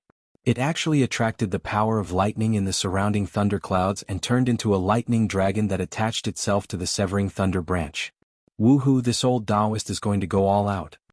Wei Li smiled and clapped his hands. His entire body was covered in dark green flames. Under his feet was Kong Xiang's head, which was bleeding from his 7 orifices. Kong Xiang's body had already been burned to a crisp by the dark green flames, leaving only a bald head. His handsomeness and bearing had all disappeared without a trace. His facial features that were excessively pale after losing blood were filled with resentment. Combined with his appearance that was bleeding from his 7 orifices, he looked even more sinister and terrifying. While laughing, Wei Li's face suddenly paled. He opened his mouth and spat out a mouthful of dark brown blood. He cursed, "This damn little monk is quite vicious. He knew that he couldn't beat me, so he risked his life and poured all his Buddhist energy into my body. If it wasn't for my profound cultivation, I'm afraid my body would have exploded on the spot and I would have died together with a damn monk like you. I need to pay more. Dugu Ming slowly sheathed his long sword. His elegant chivalrous robe hung on his body like rags. His left sleeve had already been cut off. To be more precise, his left hand was only left with the upper half of his arm. The neat cut was not blood but black ink. It was clear that the elegant and handsome Song Shuebwa did not do a clean job. The ink that he condensed with his aura energy clearly contained poison. Behind him, Song Shuebwa still maintained his standing posture. However, the bamboo in his right hand was tattered. The weasel hairbrush in his left hand was also cut in half. There was a thin line of blood on his neck. Dugu Ming's sword was very fast. When the blade cut into Song Shuebwa's neck, Song Shuebwa's wound had already healed. However, the domineering aura energy still destroyed Song Shuebwa's life force, turning him into an ice-cold corpse. And the price for a one-hit kill was an arm. Very few people knew that Dugu Ming used the mother-child sword. The mother-child sword killed while the mother-child sword blocked. In the past assassinations, Dugu Ming's mother-child sword could be said to be successful. It could even be considered a strange move. However, this time Song Shuebwa's counterattack was too fast and too fierce. It was as if he planned to use his life to exchange for Dugu Ming's. Even if Dugu Ming's reaction was fast enough, he still left half of his arm behind. Even the mother-child sword was exposed to the sight of countless spectators. Even if he used spiritual items to heal his arm, his threat would be greatly reduced in the future. Chapter 1150. Jianghu, who was fighting Kagura and Batu, was not in a good state either. Although the outcome had not been decided, the 4 green snakes around Jianghu had been completely killed, and even one of his wings had been cut off.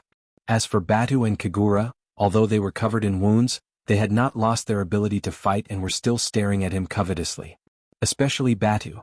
This fellow's priesthood was originally war and conquest, and he also had the luck of the northern frontier. While fighting Jianghu, he also dragged Jianghu into the war god domain. The more intense the battle between the two sides, the more terrifying the boost Batu received. In addition, although Kagura's priesthood was in charge of harvest, she could still use some simple incense power. While she was frantically healing Batu's injuries, she was also constantly creating obstructive traps for Jianghu. Jianghu even had a bad premonition. If this continued, he might not be a match for these two new gods. However, this was normal. After all, these prehistoric creatures were extremely powerful, but there was a limit to the world's capacity. They could not fully unleash their peak combat strength, and they did not have time to bring all their belongings when they fled, especially on the home ground of the northern frontier. Jianghu was indeed the sea god of the North Sea, but the northern frontier was not his dojo. If he wanted to exercise the priesthood of the sea god of the northern frontier, he had to see if the Dragon King of the northern frontier was willing to give him face. He could fight against 2 people by himself because of the abundant incense power he had accumulated in the past. However, no matter how abundant it was, there was a limit. The human world worshipped the northern celestial emperor Zhuanshu. Even though Zhuanshu later handed over the priesthood of the northern celestial emperor to his minister, Xianming, people still worshipped Xuanming's incarnation, Jianghu the great emperor. It had nothing to do with him, the sea god of the North Sea. After Lin Yuan's era, people did not even believe in Zhuanshu, let alone care about the identity of the sea god of the North Sea. At this moment, the scales of victory had begun to tilt towards the northern frontier.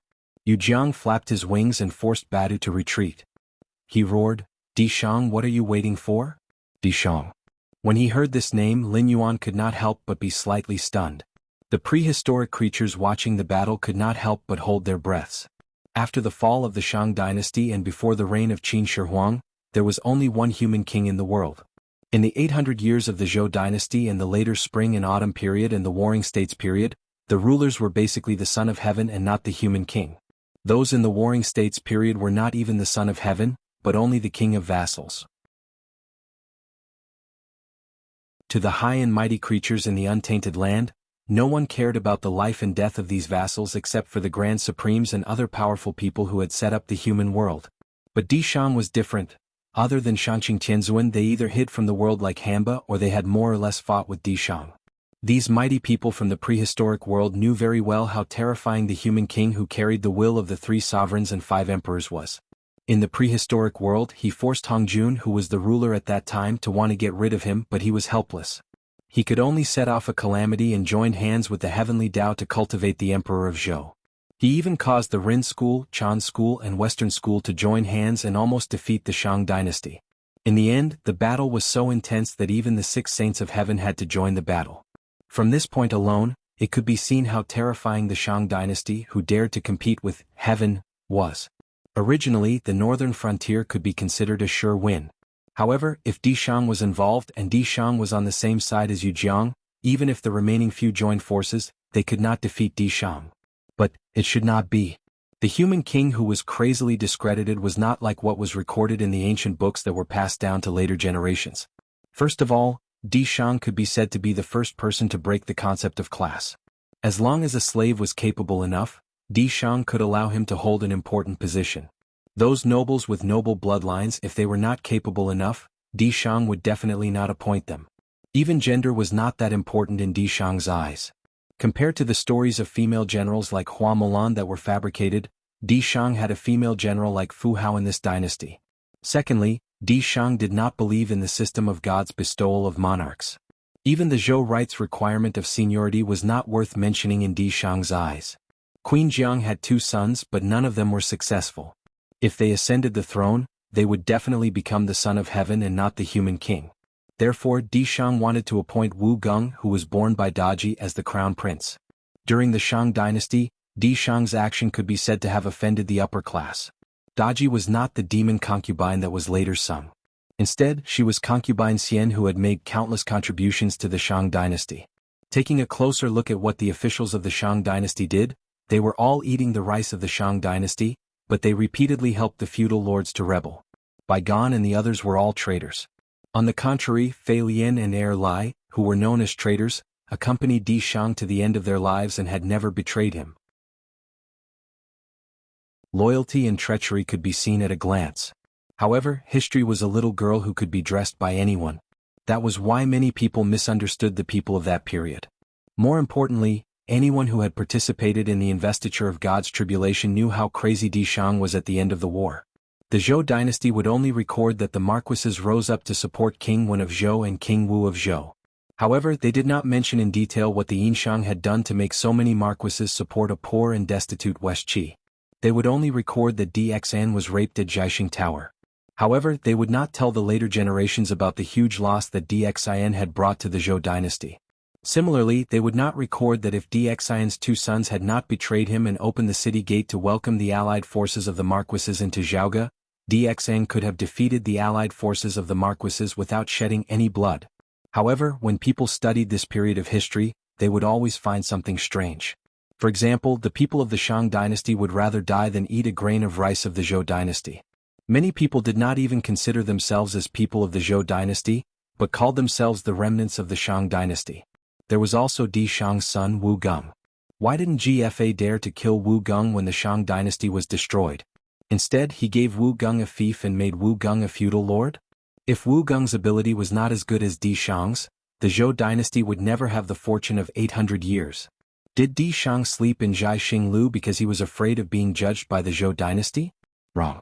Di Shang's sleep in Jiaxing Lu was not because he was afraid of the judgment of the Zhou dynasty. On the other hand, it was the most powerful counterattack of a human king against a group of traitors at the last moment. If Di Shang did not rape, Wu Geng would not have lived to the next day. The rulers of the Zhou dynasty never dared to call themselves emperors. Compared to human kings like Di Qi, Di Yu, and Di Shang who used emperor as the prefix, the rulers of the Zhou dynasty always called themselves kings.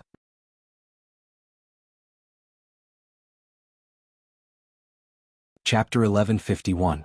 Setting aside the mythological background, the reason why West Qi dared to rebel was that during the Little Ice Age, Dxian could only continue to expand to the south, which was warmer, to pursue a better place to live and more food for his people. Therefore, the main force of the Shang dynasty had been expanding to the south. After eliminating the tribes in the south, they also assumed the responsibility of guarding the land. Therefore, almost all the people that Dxian brought back to Jiaoge were wounded soldiers or slaves. In the first battle with the rebels, it was also because of these slaves' rebellion that Dxian suffered a loss and had to retreat to Jiaoge. Although Lin Yuan was not born in that era, he knew the power of Dxian's retreat to Jiaoge. At that time, Jiaoge was the capital of the Shang dynasty, but it was also a war fortress against North D and Dongyi. If DXN retreated to Jianghu, the rebels would not be able to break through the city walls in a short time. This hit the key point of West Qi. What kind of place was West Qi? To put it nicely, it was a paradise that did not close the door at night and did not pick up lost things on the road. To put it bluntly, it was poor. West Qi could not even feed its own army. In addition, the rebellions of the feudal lords all over the country were nominally led by West Qi. There were also the southern slaves who rebelled from DXIN's army.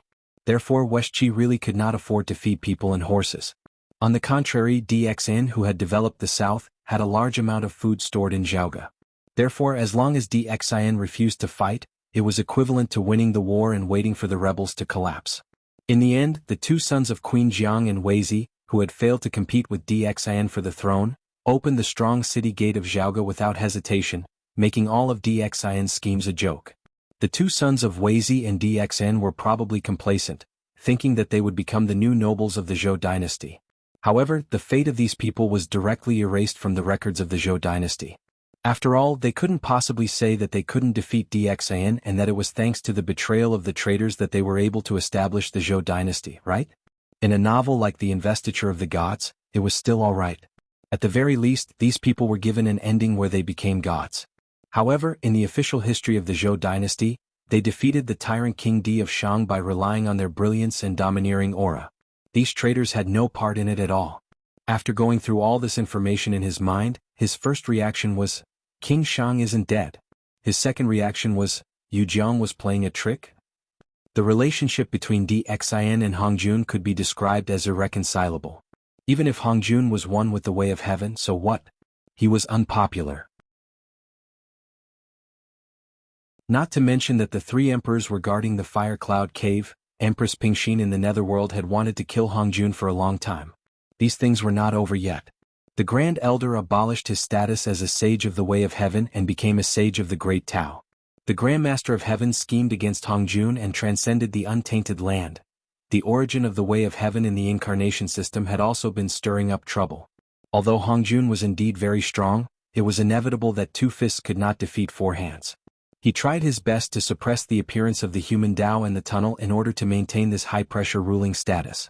If DXN really completed all the plans and promoted Wu Geng, who had been cultivated into a talent, to the throne when he died of old age, it was estimated that the human Tao would appear prominently before the third-generation successor could ascend the throne. At that time, the three emperors and five sovereigns would appear and cooperate with the Grand Elder and the others to kill Hongjun. Even if they could not kill him, it would not be a problem to beat him into the void and completely lose the ruling power of the untainted land. Therefore, the existence of DXN was a thorn in Hongjun's side and a thorn in his flesh.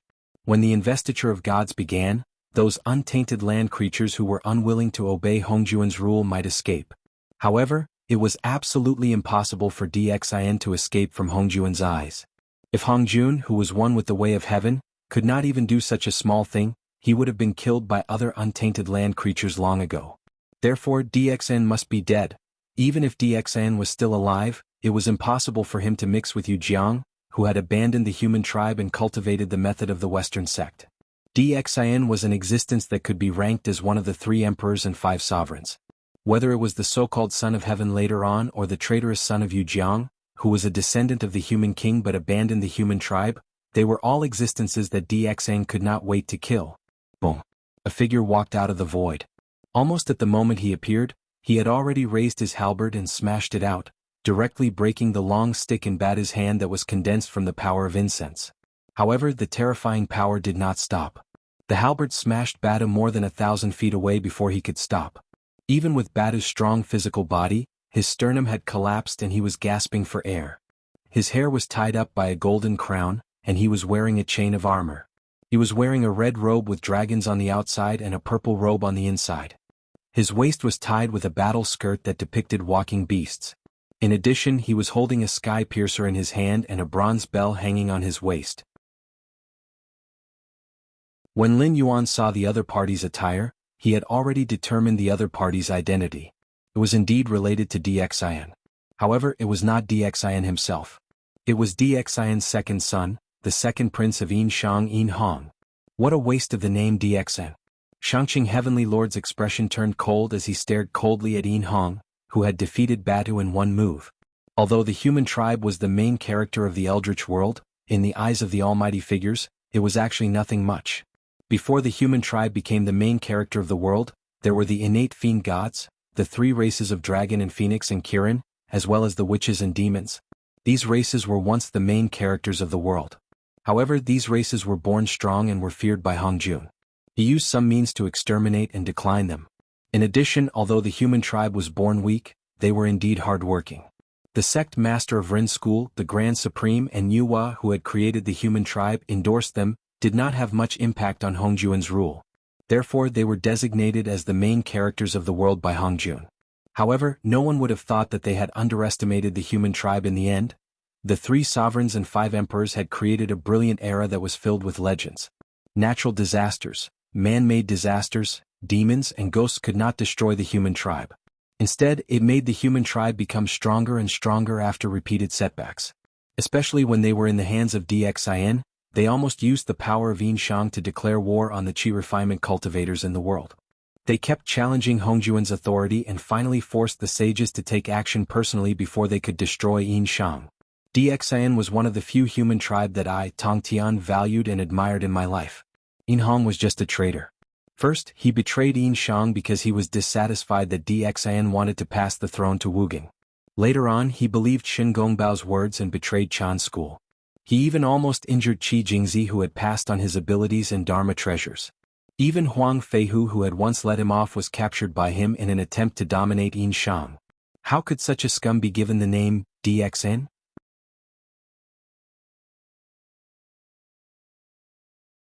Chapter 1152. The moment he saw Yin Hong, Lin Yuan's eyes flashed with a hint of seriousness.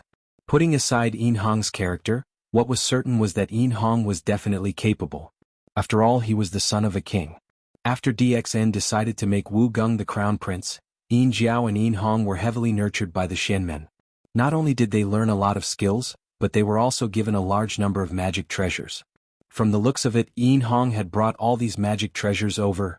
The Sky Piercer was not considered powerful in the investiture of the gods' tribulation, but it was definitely not an ordinary weapon. After all, it could fight with the weapons of so many powerful people. If it was an ordinary weapon, it would have been shattered long ago. Needless to say, the chain armor and the battle skirt were most likely good items. More importantly, the purple ribbon immortal robe he wore underneath the red robe was a treasure given by Qijingzi. After wearing it, one could be said to be invulnerable. Although it was not as powerful as the Supreme's heaven and earth exquisite black and yellow pagoda, it could not be broken by ordinary means. Not to mention there was also a bronze bell hanging on Yin Hong's waist. It was probably the water and fire edge that appeared in the investiture of the gods. It was also a magic treasure of immortals that could be used to protect oneself. Good fellow Lin Yuan thought to himself. He was an expert. Although later generations commented that Yin Hong's ability was not good and that he only relied on his magic treasures to be fierce, taking a closer look at Yin Hong's outfit, he was already in an invincible position before he fought with others. If he could beat them, he would smash them with the Sky Piercer. If he could not beat them, he would use the Yin-Yang mirror. No wonder Qi Jingzi, who taught him skills, suffered under Yin Hong's hands. So what if he relied on his magic treasures to be fierce? You don't allow him to use his magic treasures? Dragon King, you're very capable. I've learned a lot. Yin Hong stared at the Black Jiao with a smile, but it was a fake smile. His eyes were cold as if he was looking at a corpse. The reputation of the Black Jiao in the northern frontier was indeed not fake. Obviously, each of the 3 schools of Buddhism, Taoism and Confucianism had produced an expert. In addition, he had also appeared in Yujiang. At most, he could find someone to hold back the 2 new deities of the northern frontier. It was a story of 3 against 1. Even if this Black Jiao was more formidable, could he really overturn the heavens? Is the prime of Tongtian powerful enough? In the investiture of the gods' cataclysm, he fought against 4 heavenly sages by himself, but he was still utterly defeated. Lin Yuan also replied with a fake smile and said jokingly, I thought it was really the human king Dxin who had come. I was still looking forward to it. I didn't expect it to be the 2nd prince of the Shang dynasty. I wonder if your Highness Chen Sui has come to the northern frontier personally. What can I do for you? You. Yin Hong's face turned cold. His Qi cultivation had almost been broken. The secular world always liked to curry favor. For example, calling the emperor long live or the prince long live. Although these people could not live for 1,000 years, at least it sounded comfortable. It was also a very common method of flattery. But the problem was that such a title was not flattery in the cultivation world. It was pointing at the nose and scolding people. Although Yin Hong was not a daluo of the origin and could not live as long as the heaven and earth, he still had a certain cultivation. In the untainted world, when one cultivated to the three realms of earthly immortal, divine immortal, and genuine immortal, one's lifespan was already immeasurable. It was just that every period of time, there would be a tribulation. 3 calamities and 9 disasters, and the 5 decay of heaven and man would have to go through once every period of time. If one survived, he would live a carefree life, but if not, he would die and his soul would be destroyed. Even a sage to be at the peak would have to obediently go through the tribulation.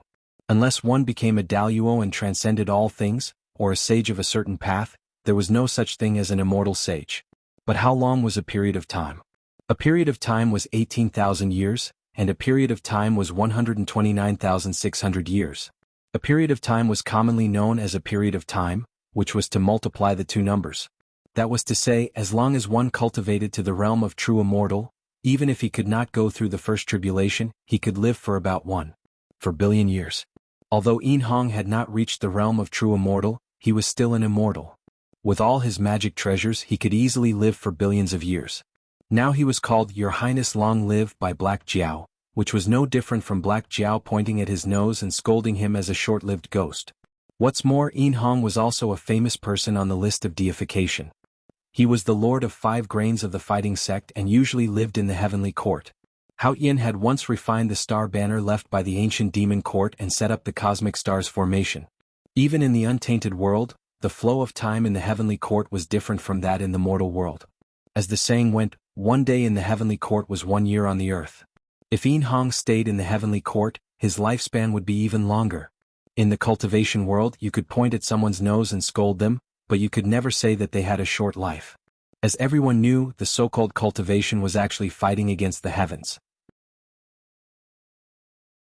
If you turned your head and threw it out, 9 out of 10 cultivators were trying to attain immortality. Scolding others for having a short life was much more ruthless than robbing others of their opportunities and treasures. In other words, you were ruining their Taoist heart. Bastard! How dare you bully me? The killing intent in Yin Hong's eyes soared. His body turned into a shadow almost instantly. Just like when he appeared at the beginning, he also came in front of Lin Yuan in an instant. The sky piercer in his hand smashed down. His momentum was so strong that it was like a killing star had appeared. Go! Bu Xingzhou, who had been confronting Lin Yuan, saw the appearance of a strong helper, and his face was immediately filled with joy. He was originally worried that this fierce person who suddenly appeared would casually exchange a few words with the Black Jiao and then lead Yu Jiang away. However, he didn't expect that although the Black Jiao recognized the other party's identity, he didn't give the other party any face at all. Instead, he mocked him as soon as he opened his mouth. This caused the other party to not even have the chance to say the trash talk that he had prepared. He was provoked to the point that he directly attacked. However, even this mocking sentence made many people envious. Cultivation was easy to enter, but the Great Tao was difficult to achieve. This had never been an empty sentence. As for cultivation, as long as one didn't have a naturally terminated meridian and a physique that couldn't absorb the spirit chi of heaven and earth, one could casually obtain a cultivation method and complete the mortal evolution realm that was similar to a mortal martial artist. However, among these cultivators, those who could reach the airborne realm were considered geniuses. Those who could reach the Heaven Star Border realm and Kongming realm were even more rare. Although the Heavenly Gate Guardian's power was incomparably huge, this group of people was understaffed no matter what they did. They had to cultivate their power in the 7 empires. From this point alone, it could be seen how scarce the Heavenly Gate Guardian's members were. A lifespan of 1,000 years was actually not long. According to the increase in lifespan of the Jianghu world's cultivation realm, a Heaven Star Border realm cultivator would have a lifespan of at least 800 to 900 years or even 1,000 years. However, even so, it was already not bad if 1 out of 10,000 cultivators could reach the Heaven Star Border realm. To some people, 1,000 years was scolding them for having a short life. However, to others, it was difficult to pursue in their lifetime.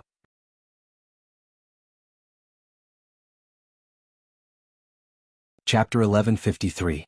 Lin Yuan was slightly startled by Yin Hong's sudden outburst, and then he smiled with relief. His Highness Chen Sui was not a casual name. In the investiture of the gods, There was a scene where Yin Hong went down the mountain to recruit the 4 generals, and the 4 generals directly called Yin Hong His Highness Chen Sui.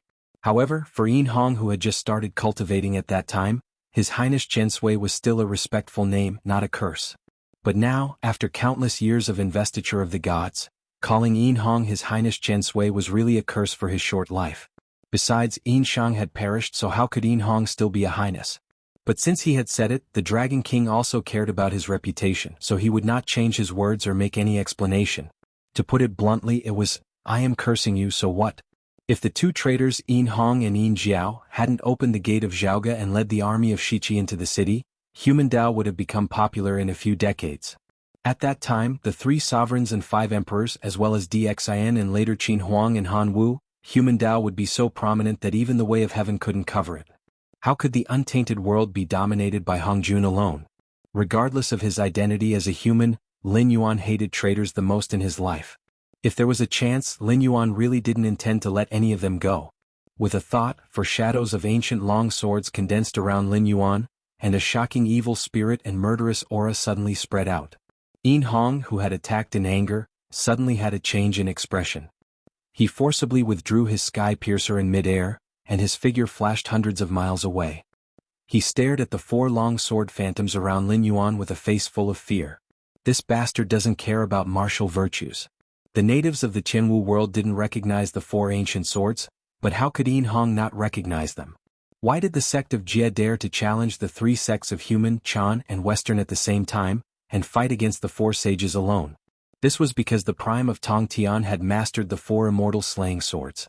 Once he formed the immortal slaying sword array, even the 6 saints would have to avoid it.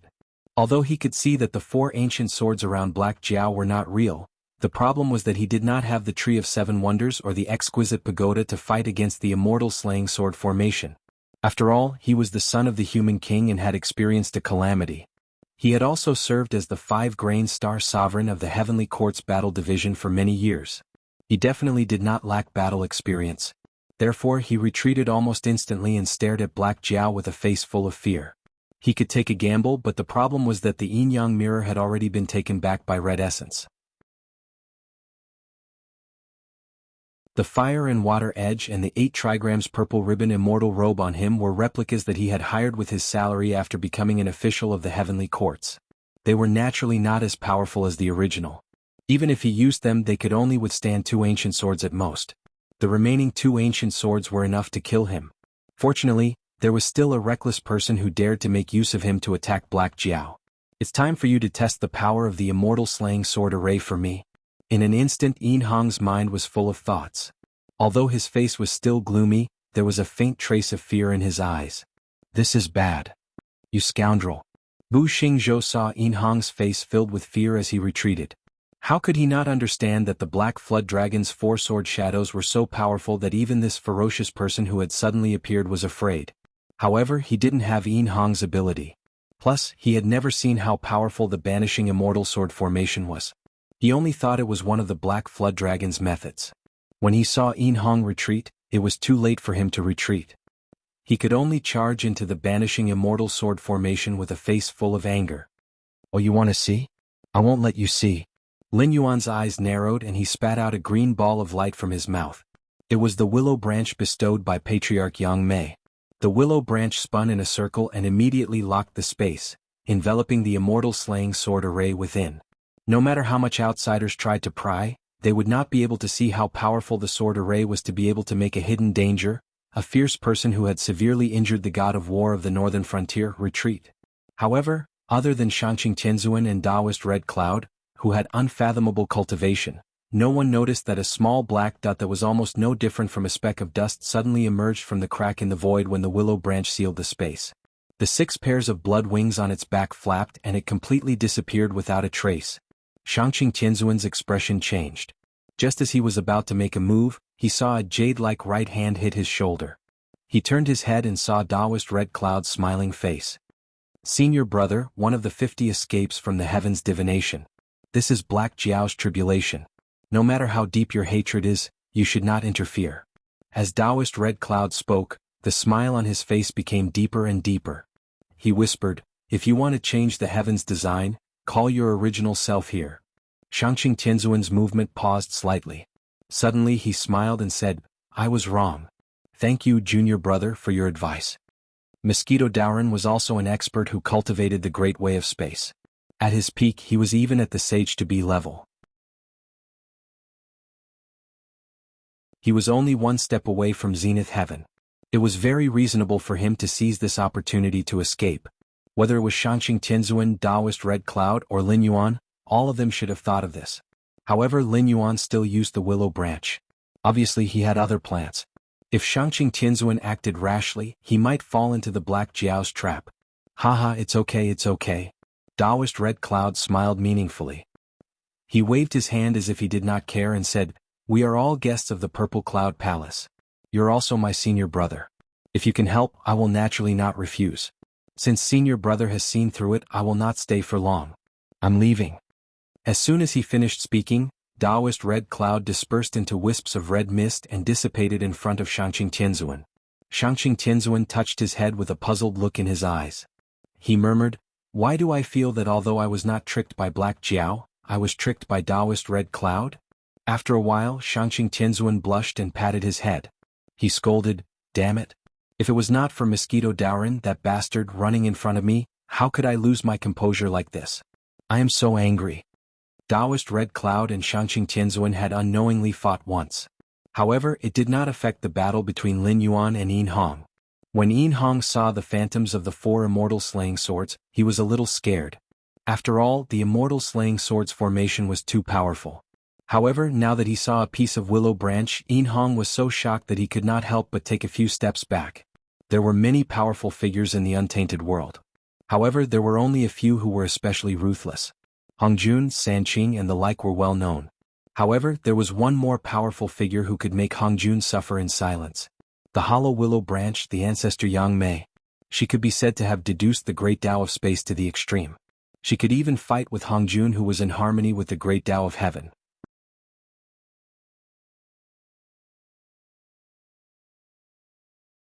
Chapter 1154. The ancestor of Yang Mei was a true origin Daluo. No matter which world he went to, he would be a saint. Moreover, there were differences between saints. For example, Hongjun was also a heavenly path saint, but he could firmly suppress the 6 heavenly sages for countless years. First, he fought a great battle with the ancestor of Yang Mei in the River of Time. Although countless magic treasures were taken away, he still severely injured the ancestor of Yang Mei, forcing the ancestor of Yang Mei to escape into the Sea of Bitterness. The 3 sovereigns were even more miserable. They could only guard the Fire Cloud Cave to barely ensure that they would not be killed by Hongjun. Empress Pingxin was also suppressed in the Netherworld, unable to interfere with the heavenly realm and the mortal realm. Even the authority of the underworld had been seized by various almighty figures. The ancestor of Yang Mei and the ancestor of Hongjun were peerless, ferocious figures at the top of the food chain no matter which world they were in. The Black Jiao was powerful, but the current Black Jiao was probably not even an earth immortal in the untainted world. The only reason he could fight against him was because the Qinwu world was only a small kiliacosm and he could not use his full strength. How could such an ant hurt the ancestor of Yang Mei and even pluck a willow branch from the ancestor of Yang Mei? So obviously, this willow branch was personally bestowed by the ancestor of Yang Mei. Hiss. Thinking of this, Yin Hong could not help but suck in a breath of cold air. What the hell was the Black Jiao's background? The fate of the northern frontier was as heavy as a mountain. Obviously, it was blessed by the heavens. All the cultivators who belonged to the northern frontier were blessed by the heavens. Once they started cultivating, not only would their cultivation speed far exceed that of cultivators in other regions, even their bottlenecks and inner demons would be much weaker. Otherwise, the northern frontier would not have been able to cultivate such a terrifying army of cultivators in less than 3 years after its establishment. In addition, the sword shadow of the immortal slaying sword formation could not be summoned by just anyone. This guy might have some connection with sect leader Tongtian. According to sect leader Tongtian's personality of teaching without discrimination, the Black Dragon might be a disciple of the tribe of Jie, or even a disciple personally accepted by that person. In terms of seniority, he could be considered a second-generation disciple of the tribe of Jie. Then shouldn't he have to call him martial uncle? Furthermore, he had a section of ancestor Yang Mei's willow branch. Whether it was capturing or controlling people, he was probably much more powerful than his master Qi Jingzi's school of Yin Yang. Was he still a human? Was there any law? Who was he? grandson of the Yellow Emperor. Who was he? Son of Dxian. Even if two descendants of the human king were put together, they might not be as rich as the Black Jiao. The layman watched the show while the expert watched the skill. There was nothing more than this.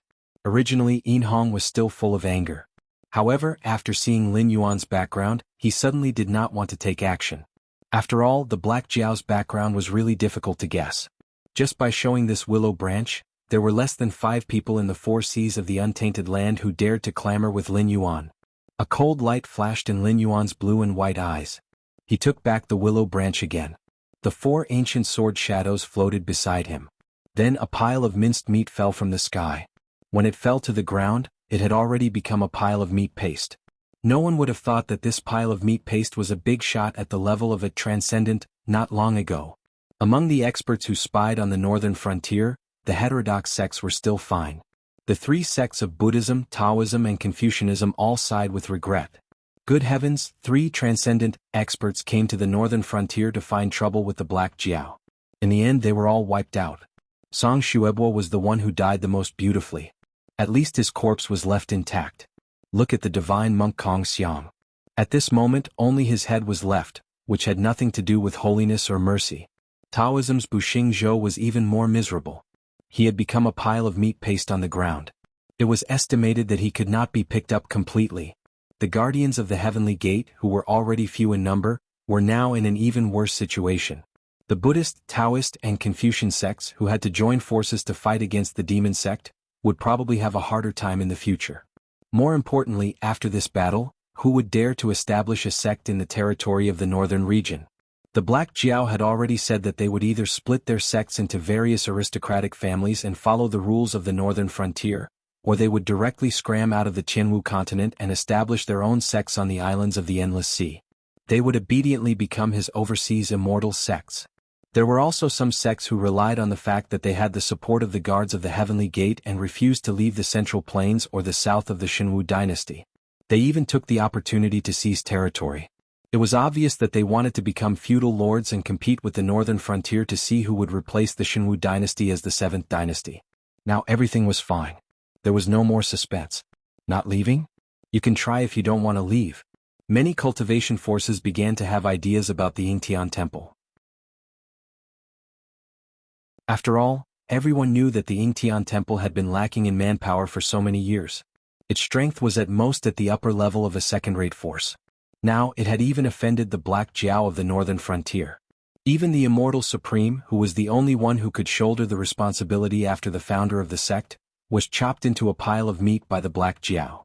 Didn't this mean that the Yingtian temple was now a piece of fat meat that anyone could take a bite out of?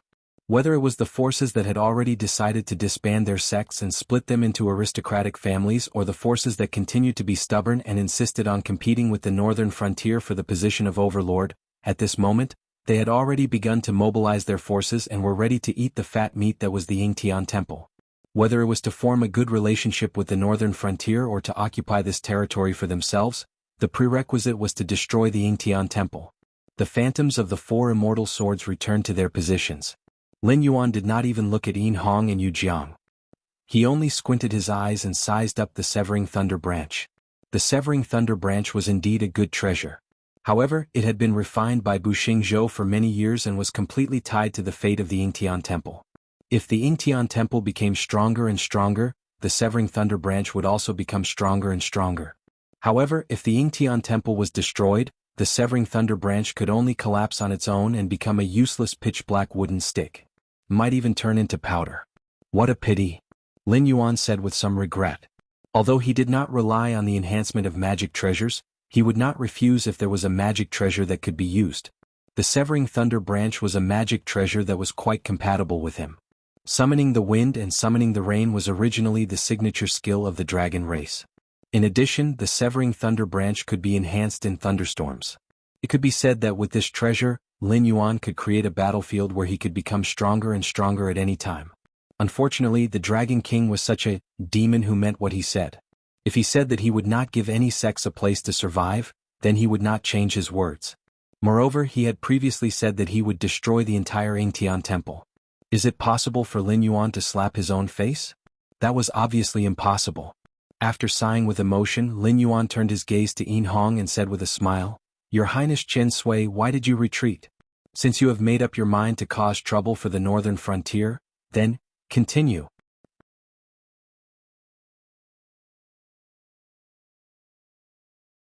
Chapter 1155.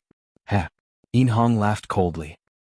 He waved the halberd in his hand and said in a deep voice, "I have experienced Dragon King's strength. However, is the Dragon King sure that he wants to shed all pretenses of cordiality at this time? Even if the Dragon King wins today's battle, he will need more than 10 years to recuperate. Don't let others take advantage of us." When he finished speaking, many spectators felt their faces twitch. Similarly, Yin Hong did not want to clash head-on with Lin Yuan. However, Yin Hong's level was clearly much higher than that of Yu Jiang and Bu Xingzhou. It was still an unsolved mystery how strong the Black Jiao was when he became serious. Furthermore, the methods of Yin Hong and Yu Jiang, two top-notch experts whose identities were unknown, could not be predicted. If both parties fought to the death, it would be very troublesome no matter who the victor was. In particular, the Black Jiao from the northern frontier was currently in a period of strength. Once he was severely injured at this time, many people would start to target the northern frontier. If they were in his shoes, many top-notch experts felt that they would have to compromise with him. The comprehensive strength of the northern frontier far surpassed that of any of the empires. In fact, with the existence of Lin Yuan, Batu, and Kagura, their foundation would not be inferior to any of the powers other than the Heavenly Gates Protectors.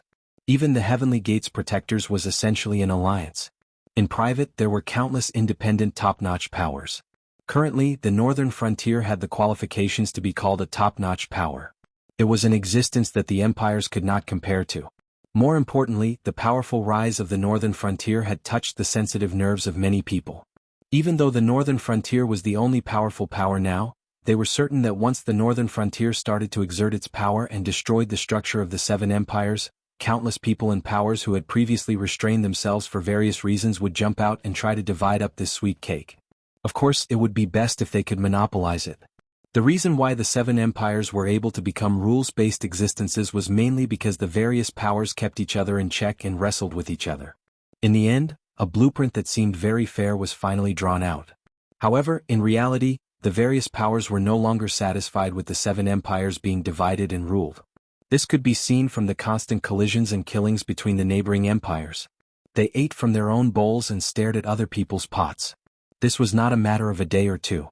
In the past, no one had stepped forward to do this because of a tragedy that all reformers had to face, becoming enemies with the world. For example, Qin Shi Huang had swept through the 6 states and started the reform of writing and writing. As he had affected the interests of too many people, his evaluation had repeatedly jumped between that of a great emperor and that of a tyrannical tyrant. For example, Emperor Yang of the Sui dynasty Yang Guang was known as an expert in economics. Regardless of whether it was in political or military affairs, he was much more outstanding than his peers later on. However, because he had affected the interests of too many people, he was almost criticized as the first incapable ruler in history.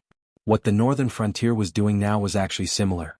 Perhaps it was not that great, but there was one thing that was the same: it had affected the interests of too many people. Almost everyone with a discerning eye could see that the northern frontier was able to maintain absolute suppression today. Firstly, it was because Lin Yuan's reforms in the northern frontier had indeed brought about a huge increase. For example, the nationalization of land directly cut off the roots of the aristocratic families, the opening of the Northern Frontier Academy. Moreover, they did their best and did not hide their incompetence at all. To these aristocratic families and sects, this was actually considered a basic operation. After all, they also needed to survive, especially when chaos was about to arrive. It was even more necessary to place bets separately. No one dared to say that the person they chose would definitely win. No matter how confident they were in their own judgment, they had to consider carefully. The price of placing all their bets was the extermination of their family. Just like the period of the Three Kingdoms, the Wei, Shu and Wu kingdoms all had Zhuge family members. Even if one did not know much about the Three Kingdoms and only knew of Zhuge Liang, but after careful calculation, the Zhuge family in Wei and Wu kingdoms actually had many people who were officials. Some of them even had extremely high statuses. And the Zhuge family was just a microcosm of the aristocratic families of the Three Kingdoms. And these aristocratic families and sects disciples who came to the northern frontier might not be comparable to Zhuge Liang or Sima Yi, but their abilities were not inferior in the slightest. Since they had decided to place their bets on the northern frontier, they would not allow some defective goods to ruin their reputation. Therefore, some people said that they could not live under the same sky as the northern frontier, but it was possible that some of the mainstays of the northern frontier were sent by them. Regarding this, everyone including Lin Yuan was well aware of it. The northern frontier could be said to be the enemy of the entire world, and Lin Yuan's series of actions had not only allowed the northern frontier to live in such a situation, but even vaguely had the potential to dominate the Jianghu continent. But the most important thing was, they could not stop. Once the northern frontier stopped moving, it would definitely not be a situation where everyone would be fine. To put it bluntly, who knew how many powers were waiting for the northern frontier to fall? Once the northern frontier fell, they would immediately pounce like jackals and wolves, devouring the remains of the northern frontier. Ah! Lin Yuan also chuckled as he looked at Yin Hong with a calm gaze. His expression was somewhat playful. But he did not immediately open his mouth to speak, causing many people to be on tenterhooks. Some were worried, some were excited. All kinds of emotions were displayed vividly at this moment.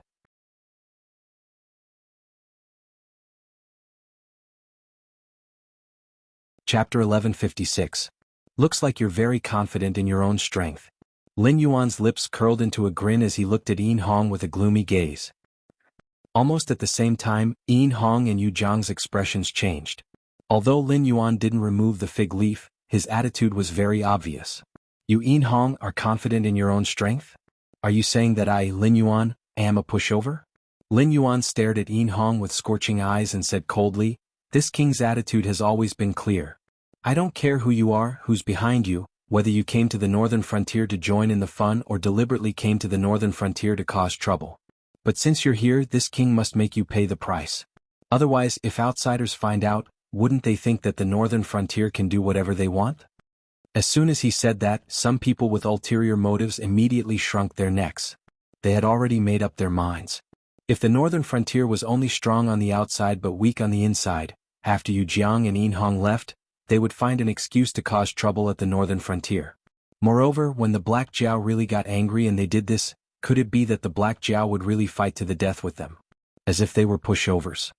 But now, the Black Jiao had made his attitude clear. If they came to the northern frontier to cause trouble, they would have to pay the price. Rather than saying these words for Yin Hong and Yu Jiang, it was better to say that they were for the people with ulterior motives. Just like how some people always like to ride on popularity in traffic without any bottom line, if they ruthlessly stepped on the northern frontier, then the benefits for what they were going to do next could be said to be obvious with the naked eye. The most important thing was breaking the Black Jiao's invincibility. Invincibility was a mysterious thing, but when faced with it, not many people dared to say that they didn't care. It was like an ordinary person. If you asked him to start a business from scratch with Jack Ma, although the conditions were the same, the ordinary person would still have a certain amount of fear and worry in his heart. After all, Jack Ma's achievements and family business were there for all to see. Although it was said that even a pig could fly in the wind, reality had proven that a pig really couldn't stand in the wind. Instead, when it left the scene, it was already seen by countless butchers as a piece of fat meat under their butcher's knife. Ever since Lin Yuan had been born, it could be said that he had won every battle.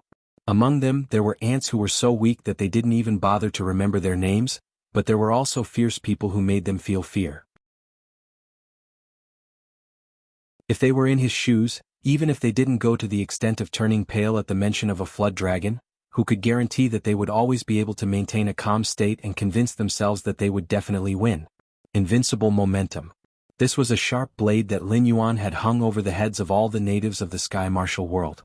Furthermore, as time passed, this sharp blade seemed to be getting sharper and sharper. In normal times, of course, they could ignore this sharp blade because normally they wouldn't have a conflict with the northern frontier. Even if there were some small conflicts, it would be between the people below them and the northern frontier. Like the southern wasteland's venerable monster, who had almost shed all pretenses of cordiality with Lin Yuan, also didn't run over to the northern frontier to start a massacre, right? Because in the world of cultivation, the outcome of a battle didn't decide anything. The only thing that could decide victory and defeat was the silent contest between the strongest of the two sides. Otherwise, even if you destroyed the other side's country in one battle, the other side's strongest would madly slaughter your subordinates. In a short period of time, the advantage that you had painstakingly built up would be completely destroyed. Therefore, Not everyone was an idiot who didn't know that the northern frontier was too powerful and needed to be targeted. Instead, there wasn't a single power that dared to say that they could fight against the northern frontier alone. Even if they pulled in a few strong reinforcements, they might not necessarily be able to win. Just like what Yin Hong said, even if they won, they would have to recuperate for more than 10 years. At that time, they wouldn't even be able to eat the meat, and would instead become a piece of fat meat in the eyes of others. But what if they were able to pull in reinforcements until they could win against the northern frontier? The distribution of benefits seemed to be somewhat uneven. In the world of adults, there were no fairy tales. Only benefits were the eternal and unchanging theme. If you pulled in a large group of people to fight against the northern frontier, you might not necessarily be able to win. Then why couldn't the other side directly join forces with the northern frontier to eat you up? In the face of enough benefits, human nature was as fragile as a bubble that could be easily popped. Just like in the spring and autumn period and the warring states period, the 6 states joined forces to attack the Qin dynasty. It seemed to be a great show of force, and they forced the great Qin dynasty into a desperate situation. However, in the end, because of the uneven distribution of benefits, they parted on bad terms. As a result, the alliance became a joke. The Qin dynasty, which was forced into a desperate situation, became the ruler of the world from the Qin clan, which couldn't even be considered the Qin dynasty, and the first emperor appeared. In every chaotic era, it could be said that there were many talented people. Whether it was generals or strategists just randomly picking out a famous one, almost all of them had the foresight of the era. Some of the ancient systems were still used in Lin Yuan's era. Were these people fools? Couldn't they see the principles behind it? No, they could see it, but they still wanted to fight for their own or their own country's benefits. They didn't even hesitate to draw their swords against their allies. The current northern frontier was just like the Qin dynasty. It clearly had the power to surpass any dynasty, but if it followed the planned strategy of the northern frontier, it would instantly go from being the most threatening existence to being the least threatening existence. More importantly, now no dynasty was willing to go head-to-head with the northern frontier, because they would pay a price that they couldn't bear. Instead, it would let the other dynasties take advantage of it. As long as the northern frontier could maintain its strength, no power would dare to start a war with the northern frontier. Yin Hong and Yu Jiang looked at each other. Then Yin Hong suddenly raised the sky piercer in his hand. Just as he was about to activate his divine power, he suddenly paused and looked in the direction of Kagura in shock. This was because he suddenly realized that there was an existence in the northern frontier that overlapped with his priesthood. He was the star sovereign of the 5 grains of the Dou tribe, also known as the god of the 5 grains. He was in charge of the growth of the grains. If he was determined to make the northern frontier pay the price, then the northern frontier would fall into a famine for a long time. When that time came, there would be no way to feed the people of the northern frontier, let alone expand outward. However, when he used his priesthood, he clearly felt a wave of helplessness. It was obvious that the priesthood in charge of the growth of grains had been taken by someone in the northern frontier. Some people in the Eldritch world said that the god of the 5 grains was the Yen Emperor, and Yin Hong didn't deny this. However, the two were not of the same system. No matter how capable the Yen Emperor was, he couldn't interfere with the governance of the heavenly court. Moreover, he couldn't play such tricks in the northern frontier under the nose of Kagura.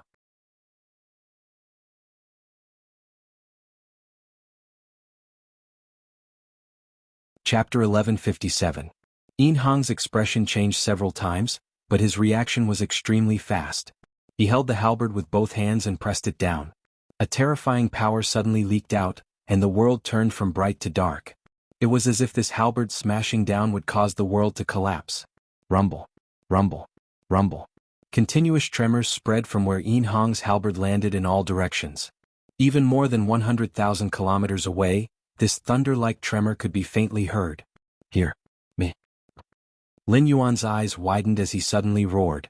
The pillar-like torrential rain and the puddles on the ground all rose out of thin air, forming a huge transparent hand in an instant and slamming toward the halberd.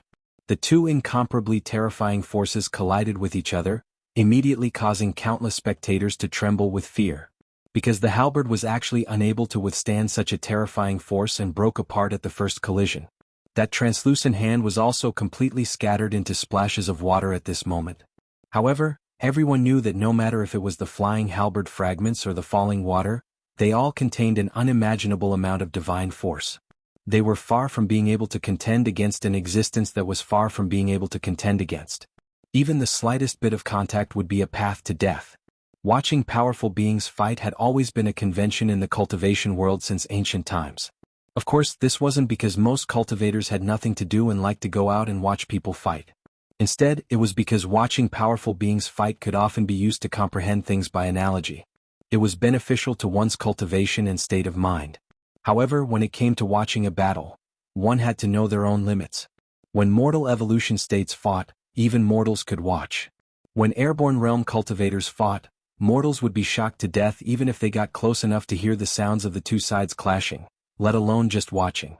In the northern frontier king's mansion, Li Zhong put his hands behind his back and looked at Lin Yuan and Yin Hong who had begun to fight. He said in a deep voice, "A great disaster is imminent. Don't bother to hide your strength. Activate the city protection formation immediately." As soon as his voice fell, the guards of the king's mansion immediately obeyed the order. Soon, a layer of golden light shrouded Shining City.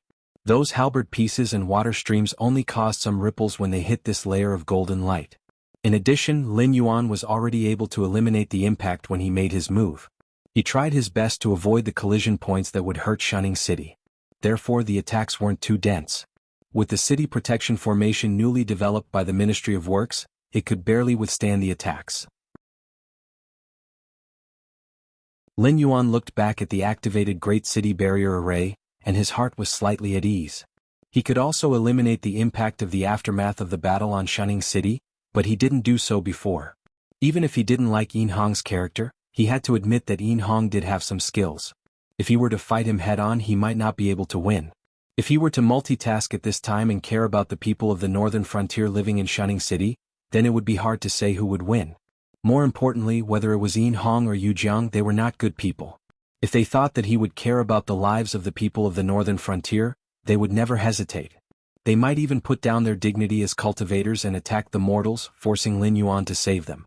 Then they would severely injure Lin Yuan. In the untainted world, good people couldn't survive, especially Yin Hong, who had a bad reputation and could even betray his own father for power. In addition, there was another person who could betray the human tribe and cultivate the Western religious sect in order to go further. If Lin Yuan didn't question their character, then Lin Yuan should question his own character. Yin Hong threw away the broken sky halberd and said with a sneer, "Lord Dragon King, you are so cold-hearted. You don't care about the people of Shining City behind you. It turns out that your previous performance was just a disguise." Lin Yuan didn't move and said with a sneer, "No wonder your father would rather choose Wuxia, who is not talented, than pass the throne to you or your brother. You don't have a discerning eye. I didn't manage Shining City. Did you cause any damage to Shining City? Can you scare the people in the city to death?" Yin Hong's face twitched slightly and his eyes became bloodshot. At first glance, they looked like a pair of scarlet eyes. When Lin Yuan called him His Highness Chen Sui before, he only took it as an ordinary insult. Although the lifespan of a cultivator is generally not short, only a very small number of people who hide in their homes and cultivate on their own land can live to the end of their lives. Moreover, they must be very lucky and never encounter outsiders who come to find trouble. Most of the cultivators either die in the hands of other cultivators or under the claws and teeth of demon beasts. Even in the untainted world, similar things can be said to be everywhere. Therefore, even though he was angry when he was called short-lived, it was not too outrageous. In a sense, it was not wrong. Although Yin Hong was still alive, he was actually a spirit on the list of deification, which was similar to the existence of demons and monsters. It was just that his name sounded a little better. Not to mention that he was 1,000 years old, he was taken away by the clan of enlightenment to learn martial arts at the age of 12 or 13. Not long after he finished his martial arts and went down the mountain, he was persuaded by Shin Gongbao and finally died in the Tai Chi diagram. His muscles, bones, blood and flesh turned into ashes. It was true that he was short-lived. But Lin Yuan's words really poked at his sore spot. He never understood why his father chose Wuxia, the worst of the three brothers. Both he and his elder brother were the sons of the king of Jianghu and had the Jiang family behind them. They had help from both the government and the ordinary people. Moreover, he and his elder brother had never been idle or fighting. Instead, they had been studying all kinds of knowledge seriously. Until his death, he still couldn't figure out how they were inferior to Wuxia. In Yin Hong's opinion, Wuxia was a complete loser. After the Zhou dynasty destroyed the Shang dynasty, they still couldn't win the hearts of the remaining people of the Shang dynasty. And because DXN burned all the provisions, GFA couldn't move an inch. In the end, he had no choice but to make Wu Ging a duke and order him to manage the old land of the Shang dynasty and the remaining people of the Shang dynasty. But in fact, GFA was just helpless. If he was so generous, he wouldn't have made Uncle Guan, Uncle Kai and Uncle Hua build vassal states from the east, west and north to monitor Wu Ging together.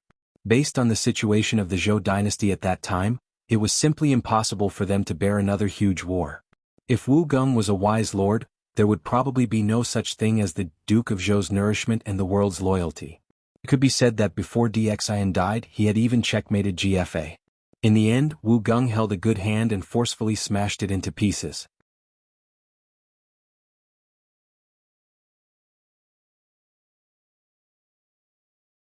Chapter 1158. In terms of results, Dxian should have lost. However, in a practical sense, Dxian was the biggest winner. This was because he almost single-handedly overthrew the theory of the right of kings and tried to get rid of Hongjuan's influence to establish humanity. Dxian did not burn himself to death at Jai Xinglu. He also burned the wealth that Yin Shang had accumulated over hundreds of years. This made GFA and Jiangxia, who originally dreamed of eating Zhaoge and eventually swallowing all the vassals in the world, so angry that they almost cried. Not only did they not dare to continue killing the remnants of Yin Shang and Crown Prince Wu Ging, they even gave Wu Ging territory and population, begging Wu Ging not to be stubborn and attack them. This was because the Zhou dynasty had no more money and food at that time. They could not afford to continue the war. If they continued to fight, no one would benefit. They would only be eaten by the other vassals. This was also why Lin Yuan admired Dxian the most. He used his own death to give GFA and the heavenly Tao that GFA represented the most fatal blow. He protected the people of Yin Shang and his own bloodline. Be it as a king or a father, he was outstanding. Even the people of Zhou dynasty who were used to beautifying themselves did not talk about this matter. This was because logically speaking they could not justify themselves at all. One could say that GFA was noble and had the heart of a saint. Therefore he only killed the tyrant Dxian and did not offend Crown Prince Wu Ging and the remnants of Yin Shang. However, how could one explain that GFA consecutively ordered 3 of his brothers to spy on Wu Ging near his territory? These 3 brothers were not small characters. Whether it was money, land, or troops, they were all of high standards. In the 4th year after the fall of Yin Shang, GFA suddenly died. His 13-year-old son Zhou Qingwang ascended the throne. Then, his 3 brothers who were spying on Wu Ging directly joined forces with Wu Ging and caused the rebellion of the 3 eunuchs. They almost destroyed the Zhou dynasty. At the same time, Dxian's move also shattered GFA's dream of becoming an emperor. This was because he could not allow a person controlled by Hongjun to become the ancestor of the human Tao. That would be blasphemy to the human race and irresponsible to his descendants. Therefore, destroying the star-picking tower was also an important factor in shattering GFA's dreams of becoming an emperor. With the help of the Ren sect and the Chan sect, GFA could have swept away all the vassals. However, due to Dxian's counterattack, he had to call a truce. Not only did he let go of Wu Ging and the remnants of the Shang dynasty, but he also had to divide the territories he had snatched to the other vassals. Even he only had the rights of rights, music and conquest. He was still one of the vassals, but he had only overthrown his superior. Therefore he did not dare to call himself an emperor, nor could he call himself an emperor because he did not deserve it. Dxian's death had also planted a seed in the hearts of the Zhou dynasty's vassals. That was, divine authority was not unshakable. So what if GFA has Hongjun, Ren school and Chan school behind him? With the mountains and rivers of the Shang dynasty and the fate of the Shang dynasty, the heavenly Tao could not touch the human supremacy. Without the existence of traitors like Weizi, Baigan, and Yin Hong, even if GFA and Jiangxia starved to death outside Zhaoge city, it would not affect Dxian to be the human king. The marquises and kings of the Zhou dynasty did not see how supreme the heavenly Tao was. They did not see how the immortals moved mountains and filled the seas. They saw how Dxian fought against the heavenly Tao and the immortals with his mortal body. He could even turn his hand into clouds and rain. What they saw was the terror and methods of the supreme human being. The Zhou dynasty indeed had a history of nearly 800 years. However, it was inhumane because all the Zhou dynasty's vassals were constantly infecting their territories. Although those vassals were vassals of the Zhou dynasty in name, they had actually become a country within a country. They did not even bother to listen to the orders of the Zhou dynasty. During GFA's era, the Zhou dynasty's territory was still large. Even if the rebellion of the 3 eunuchs broke out, the Zhou dynasty had enough power to quell the rebellion. However, after 800 years, did the Zhou dynasty still have any territory to infest? When those spring and autumn overlords were fighting for the world, the Zhou dynasty was not yet extinct. Moreover, it could be counted as a national throne. After the end of the spring and autumn warring states period, the Qin dynasty completed the unification of the land. The Han dynasty completed the unification of the mind. No matter how bad the later dynasties were, no matter how muddle-headed the kings were, they could be said to be second only to one person and above tens of thousands of people. Moreover, once the situation of the vassals seizing territories appeared, they would not continue the national throne.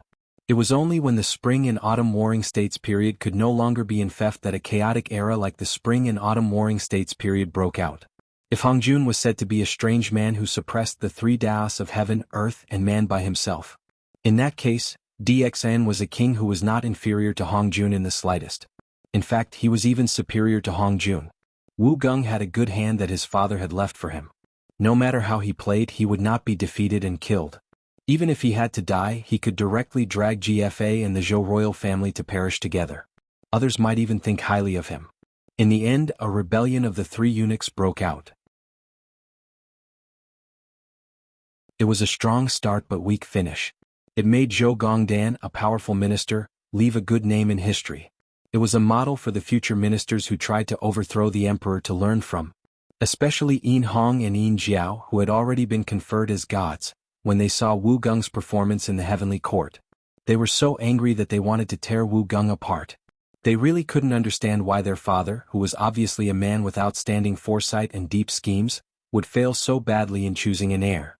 He didn't choose between the two outstanding sons, and insisted on choosing the most useless one. However, even though that was the case, Yin Hong and Yin Jiao had already known that their father's actions back then were to oppose Hongjun. When choosing a successor, he would rather choose a mediocre emperor than choose Yin Hong and Yin Jiao, who were nurtured by the Jiang clan. Because choosing them to succeed the throne was equivalent to DXN personally burning his years of hard work. However, when Lin Yuan said these words, it still made Yin Hong's heart surge with uncontrollable killing intent. This bastard, he deserves to die. Yin Hong suddenly clenched his fists. The blood in his body surged. He stared at Lin Yuan with a gloomy gaze. In the next moment he suddenly punched out. The world that had just returned to normal darkened again. Even the thunder clouds above his head were scattered by the blood and fist intent. However, the sky was still pitch black. It was as if all the light had been absorbed into this punch. Immediately after, an indomitable and fierce fist radiance shone, as if it was going to break this dark world.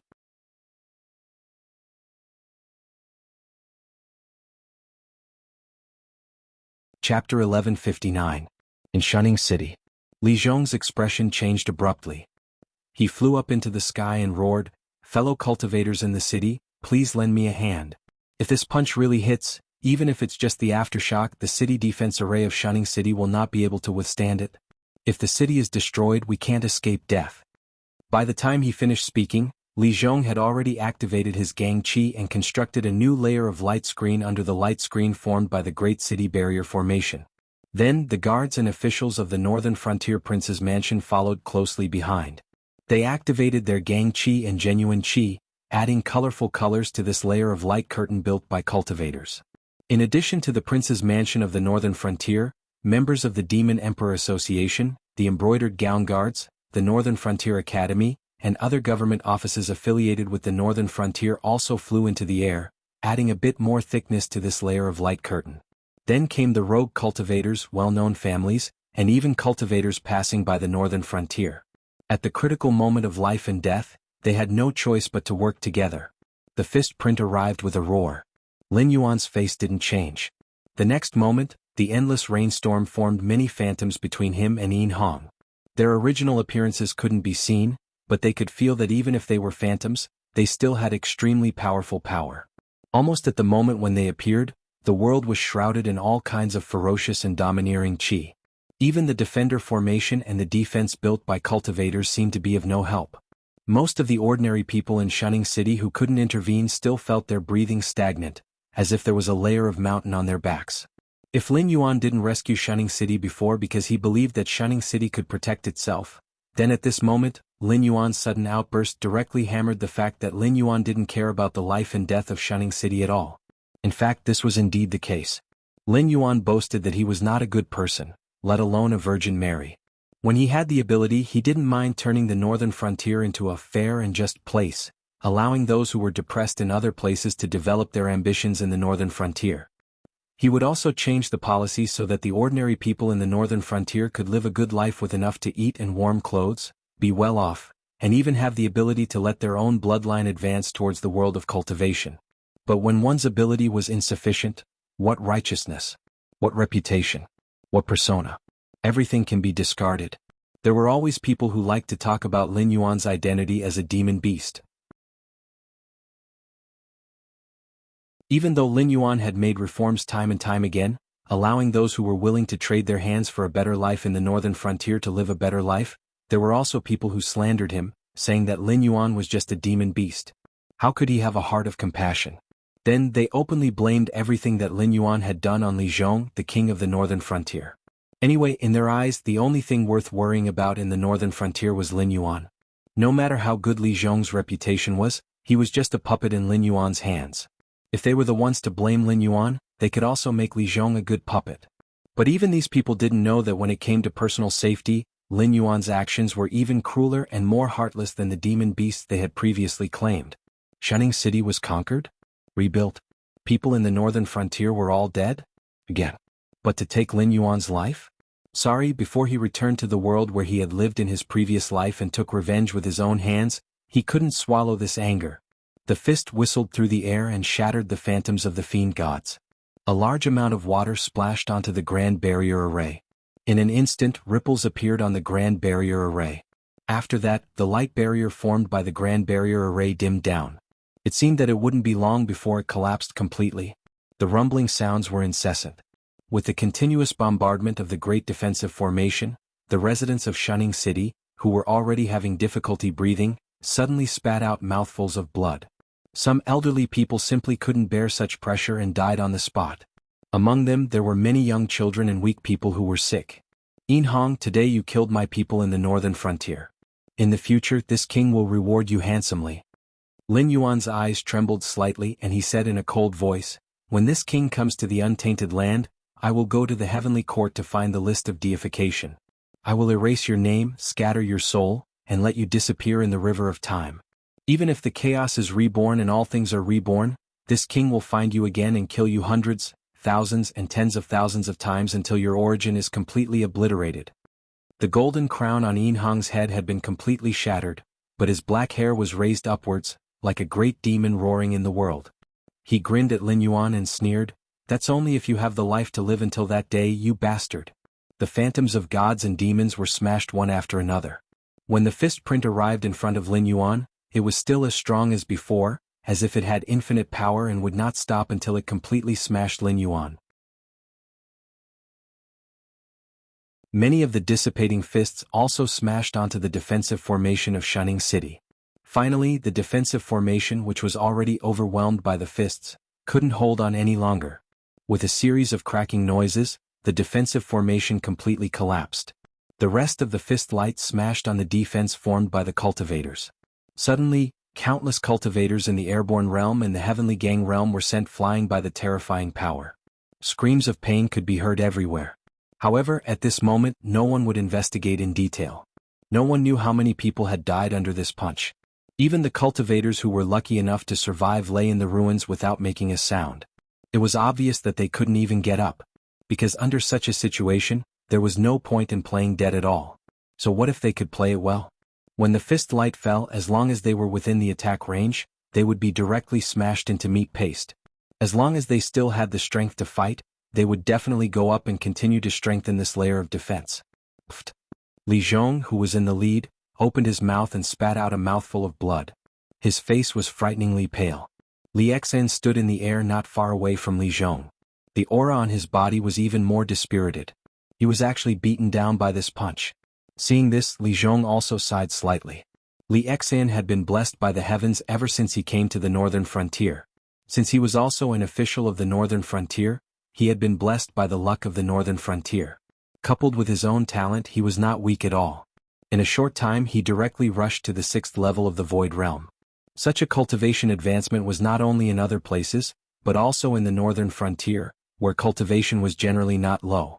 However, this time, Li Xian was beaten down by more than one level. Li Xian's cultivation was still at the second level of the Void Realm, which was considered to be his solid foundation. Moreover, since this punch had caused his cultivation to fall, it had definitely injured his foundation as well. If he didn't recuperate for a few years, not to mention improving his cultivation might even continue to regress, and he might even become a complete cripple.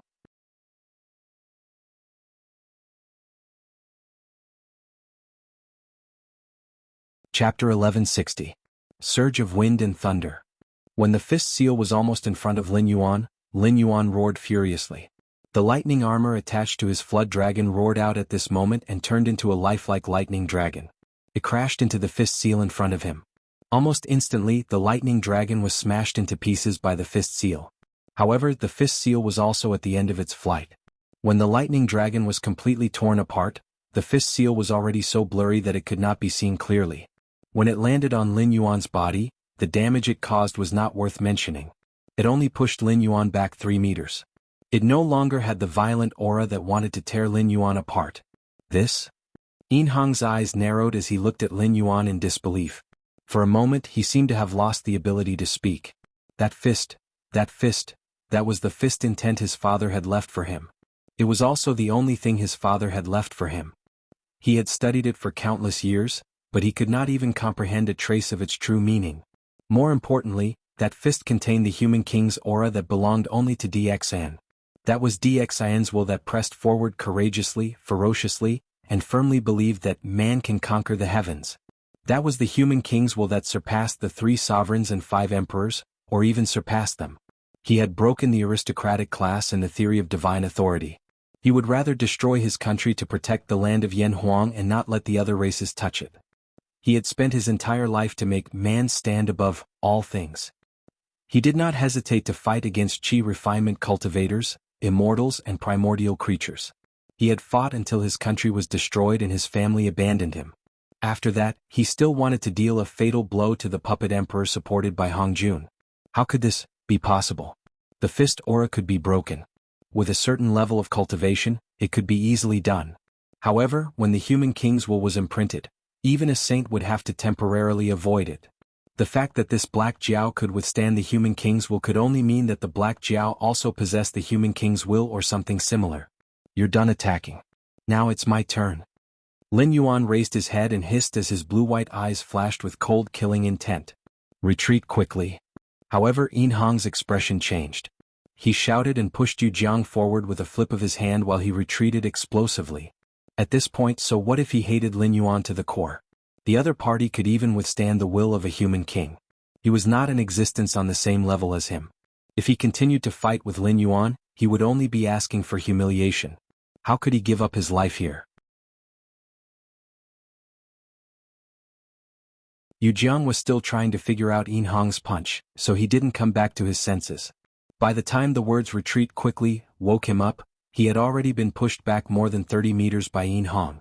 When he looked up, he saw the 4 immortal exterminating swords coming at him.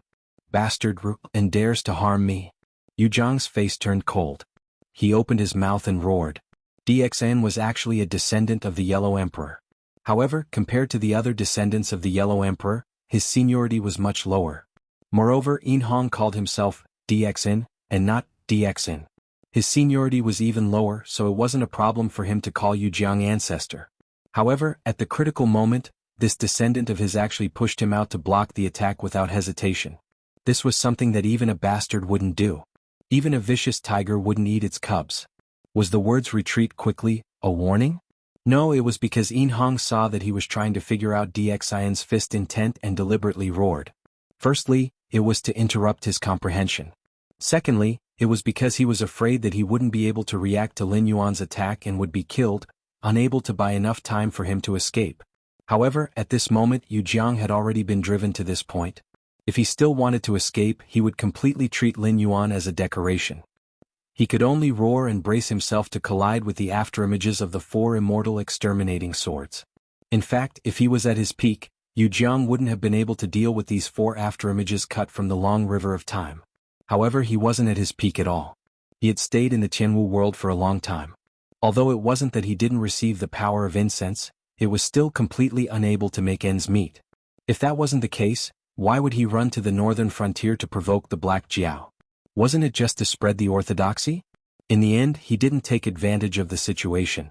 He even fought a big battle with Badu and Kagura. The injuries he suffered weren't worth mentioning, but the consumption of his divine power couldn't be ignored. The power he could erupt with at this moment was not much stronger than that of the natives of the Jianghu world. At this moment, facing this illusory version of the immortal exterminating sword formation, he learned from the mistakes of Bu Xingzhou.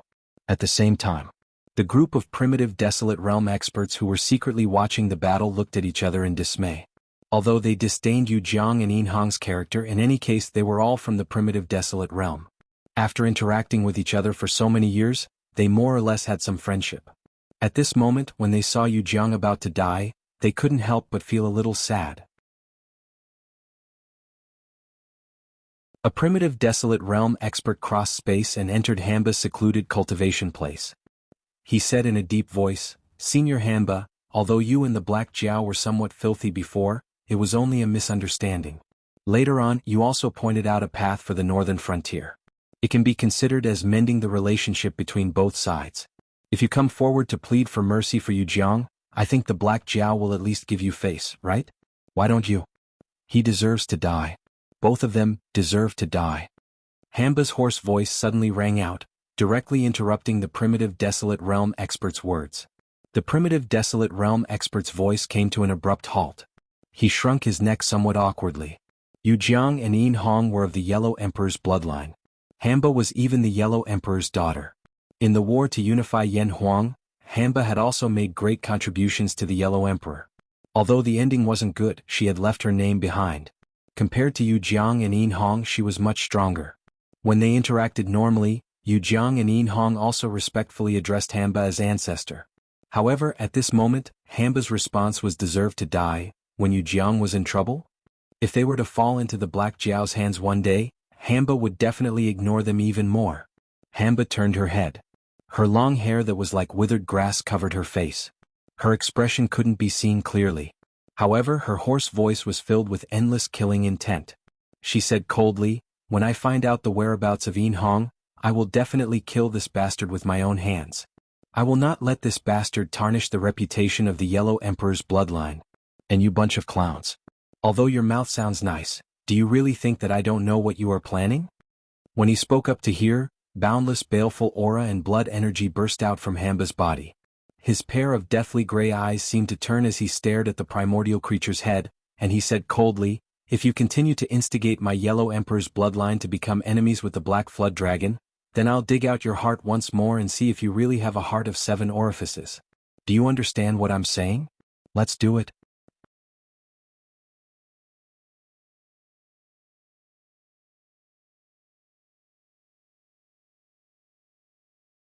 Chapter 1161. Boom. The sword shadows of the 4 immortal slaying swords dispersed. Yu Jiang's broken body fell from the sword formation. Even his primordial spirit was swept away by the nether realm's black water. Seeing Yu Jiang being killed and Yin Hong fleeing, countless residents of Shunning City clapped their hands in joy. After all, in their eyes, although Lin Yuan was a bit cold-blooded, he was still protecting the northern frontier. Moreover, Lin Yuan was usually scolded as a barbaric demon. At this time, as long as Li Zhong stood out, they would believe that the northern frontier was protecting them. Lin Yuan's attitude was not important at all. Even if he did good things, these people would not appreciate it. All intelligent creatures had a common problem. They would only believe what they wanted to believe. For example, in the history of Lin Yuan's previous life, Wu Ziqian had won 26 battles and had won 23 battles. There were still 2 battles left before the war started. At most, she had lost 1 foreign battle. She had become the world's overlord, and all the countries had established Wu Zhou as the top of the world at that time. However, in the words of Tang and Song Rushing, Wu Ziqian had lost 9 out of 10 battles, and the military prestige of the Tang Empire had been completely destroyed. After Li Longji ascended the throne, he pushed down Wu Ziqian and crazily discredited Wu Ziqian. He cancelled the system of Wu Ziqian and wantonly appointed people from the Confucian sect and the aristocratic families. In the later years of Li Longji's reign, the Tang dynasty's territory seemed vast, but in reality, it had nothing to do with Li Longji. There were provincial governors everywhere. It was just like a country within a country. In a serious situation, Li Longji could not even mobilize the troops he could use. He was attacked to the capital and did not dare to fight with the rebel army. He directly abandoned the capital and fled. Such a retarded person was praised by the scholars of Tang and Song dynasty to be a hero of the Golden Age, an eternal emperor. From this, one could see how much wealth Wu Zetian had left behind for him. Then why did Li Longji and the scholars of Tang and Song dynasty crazily discredit Wu Zetian and push the blame to Wu Zetian, claiming that Wu Zetian was a tyrant who only knew how to use her beauty to entertain people? The answer was very simple. Because they could not accept it. Whether it was Li Longji or the later emperors, whether it was the scholars of the Tang dynasty or the Song dynasty, none of them could accept the fact that a lowly woman had climbed over their heads and performed countless feats that they didn't even dare to imagine. Therefore they would rather abandon this glorious history than truthfully record Wu Jiong as a famous ruler throughout the ages. In Lin Yuan's previous life, almost all historians, except for those scum who fish for fame and praise and pretend to know when they don't know to deceive the ignorant, knew that the history of the Tang and Song dynasties was just for fun. They would rather believe in the private notes circulating among the people with the evidence of unearthed cultural relics than directly believe in official history such as the comprehensive mirror for governance. It was the same in the northern frontier. These people would rather believe that all the benevolent policies in the northern frontier came from Li Zhong than believe that it was always Lin Yuan who treated them well. Although Lin Yuan added fuel to the fire behind the scenes, the reason why this idea could be so popular was that these people already had such a seed in their hearts. Those ambitious people and Lin Yuan just fertilized this seed and watered it. How Lin Yuan did it, why did it have anything to do with them? In short, they didn't believe it. At this moment, the third prince, who had been escorted into Shunning City by the imperial guards, was even more despondent. Looking at the dead and wounded Shunning City, looking at the cultivators who were still pale after surviving the disaster, and looking at the godlike figure in the sky, there was only one thought left in his mind: my father's brain was kicked by a donkey. After a quarter of an hour, in the prince's mansion in the northern frontier, Lin Yuan's body was coiled up. His blue-white vertical pupils looked at the pale-faced brothers Li Zhong and Li Xin, and he said in a deep voice, "Although Shunning City suffered a great loss in this battle, it can't be said that we didn't gain anything. At least after this battle, the demon venerable of the southern wasteland will tuck his tail between his legs, and the surrounding empires won't even dare to breathe loudly. In the short term, the northern frontier will have no worries. Therefore, in this king's opinion, we should kill the Frost Mirror Khan and occupy the Frost Mirror grassland. Let's start the plan as usual and not delay any more." Li Zhong thought for a moment, then he cupped his hands toward Lin Yuan and said, "Yes, I will do it right away." Then Lin Yuan's gaze fell on Li Xin as he said with a smile, "This drop in realm is your calamity, but it is also your opportunity. If you can cross this hurdle, your future achievements will be limitless. Even if you can't compare to your elder brother, you will definitely not be trapped in the void realm like a mediocre person and not be able to find the way for a lifetime." Yes. Li Xin's aura was still weak, but he still cupped his hands and replied in a deep voice. Lin Yuan gently swayed his dragon tail and said indifferently, "All right, I know you're feeling uncomfortable and can't take this lying down. Therefore this king grants you an indefinite leave. You can go to Mount Shaoyi or go to the academies of the other empires. This king will take care of everything for you. What do you think? When you come back, you'll be promoted from the commander of the embroidered uniform guards to the governor of the embroidered uniform guards. You'll be in complete control of the embroidered uniform guards in the northern frontier. Those spies outside will also be under your command. What do you think?" Li Xin's breathing paused for a moment. This was using him as a knife. Yingtian Guan of Buxing continent had already been handed over to Yi Bilan to deal with. The remaining Mount Shaoyi Zen monastery and the academies of the Confucian sect that had Song Xuebu's portraits hanging on their walls as offerings were all targets for Lin Yuan to take revenge on. And now, Lin Yuan had given him this task to show others just how ruthless the most ferocious mad dog on the northern frontier was. This was a warning to those forces that wanted to make an enemy out of the northern frontier. It was to let them think twice before making an enemy out of the northern frontier. If they didn't have the ability to overthrow the northern frontier, then when the northern frontier counterattacked, not to mention those who were related to them, even those who were friends with them would have to die. Whether this matter was done well or not, it would cause a lot of trouble. Countless years later, they would be scolded so badly that they wouldn't be able to raise their heads. Then could they not do it? That was fine. Later on, the embroidered uniform guards would directly send a governor who dared to do this and directly suppress Li Xian until he couldn't breathe. Would you believe it? The northern frontier lacked everything now, but it didn't lack capable people. There were many people who were willing to be this mad dog. As for being scolded? Would they be afraid of being scolded if they were already a mad dog? If they were really scolded, it would mean that they didn't kill enough, didn't punish enough, and didn't do enough. After taking a deep breath, Li Xian licked his lips and a sinister smile appeared on his pale face. He said in a cold voice, "By the decree of the Dragon King, during this holiday, this subordinate will definitely tell those forces that want to make an enemy out of the northern frontier what will happen to them if they fail to take action."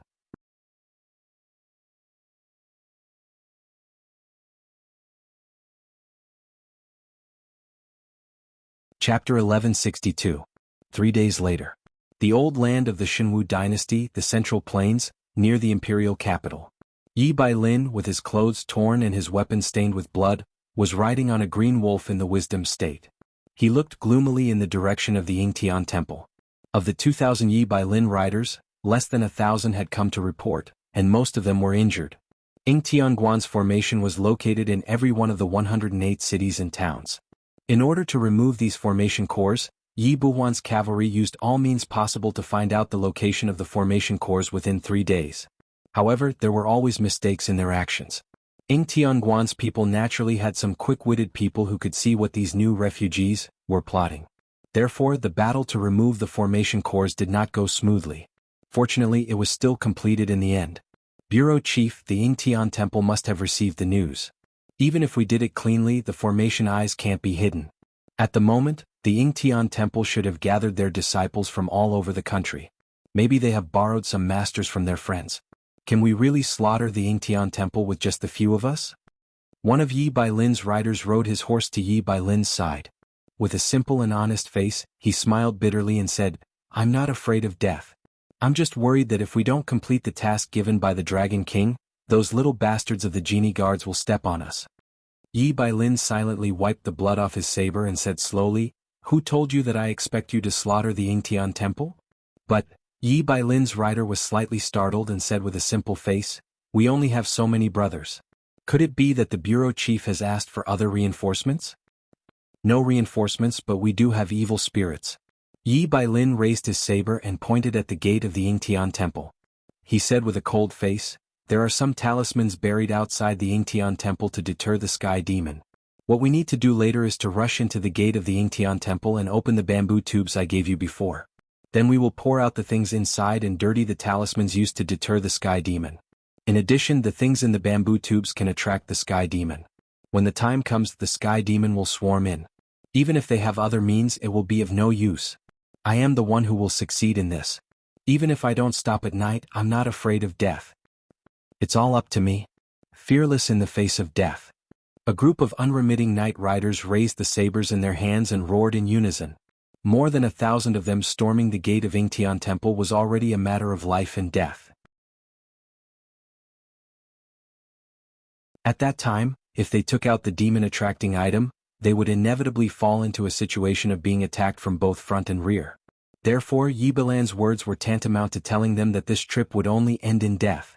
But even if they were to drag Yingtianguan down with them, none of the night uncollected cavalry had the slightest intention of retreating.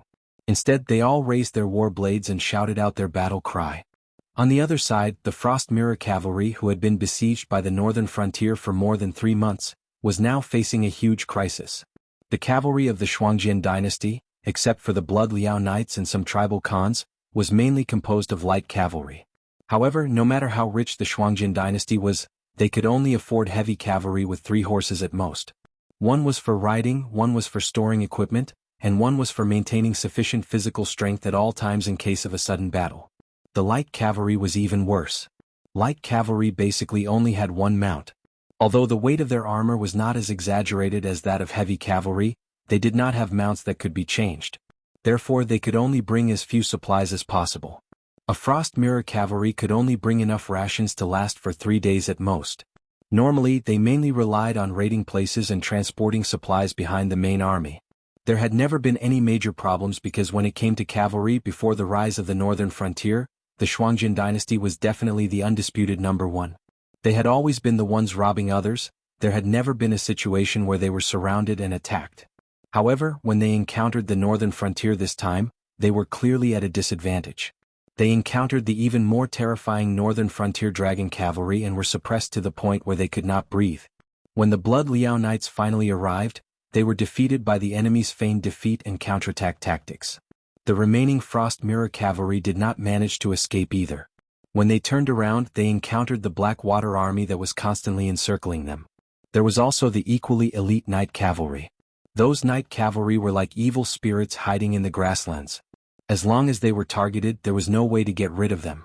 Sooner or later, they would be completely devoured by them or the Blackwater army that came to support them. Right now, the Shuangjian dynasty's main army was restricted to the northern frontiers area near the Great Wall. Even though the northern frontier army did not attack, they knew that the northern frontier army would not let them off so easily. At the very least, they would take a layer of skin off them. The Frost Mirror tribes had run out of dry rations, and the supplies that were intercepted along with the main army had been eaten as well. The Frost Mirror tribes had completely lost their composure as an alliance army. When they ran out of food, they did not hesitate to attack their comrades from other tribes and steal as much food as they could so that they could live longer. They would only have a chance to live if they could survive until the Northern Alliance decided to put them on trial. At this point, they could no longer steal rations. However, the Frost Mirror tribes were still fighting and killing each other. At first, Frost Mirror Khan thought that they were just venting their negative emotions. But later, he noticed that the bodies of the Frost Mirror tribe's warriors would be taken away by both sides. Once, when he went out for an inspection to boost morale, he noticed that some tribes were still drinking meat soup. Although they were not in good spirits, they were still able to survive. However, when someone handed him a bowl of meat soup, he realized that they had run out of food. Even their mounts had been eaten. This meat soup, Frost Mirror Khan felt his scalp go numb. When he came back to his senses, he was already back in his own camp. He did not dare to observe the situation of the other Frost Mirror tribes. Those were no longer human. They were a bunch of monsters in human skin. What was the Northern Frontier Army trying to do? Why did they treat them like this? They were going to die anyway. Why couldn't they just give them a quick death? Frost Mirror Khan held his head in pain and said with a sorrowful face, "I can't take it anymore. I can't live like this anymore. Men, go to the Northern Frontier Great Wall and announce that this king wants to see the Black Jiao. If the Black Jiao doesn't want to see him, then Li Zhong can. This king wants to ask them what they want to let us go."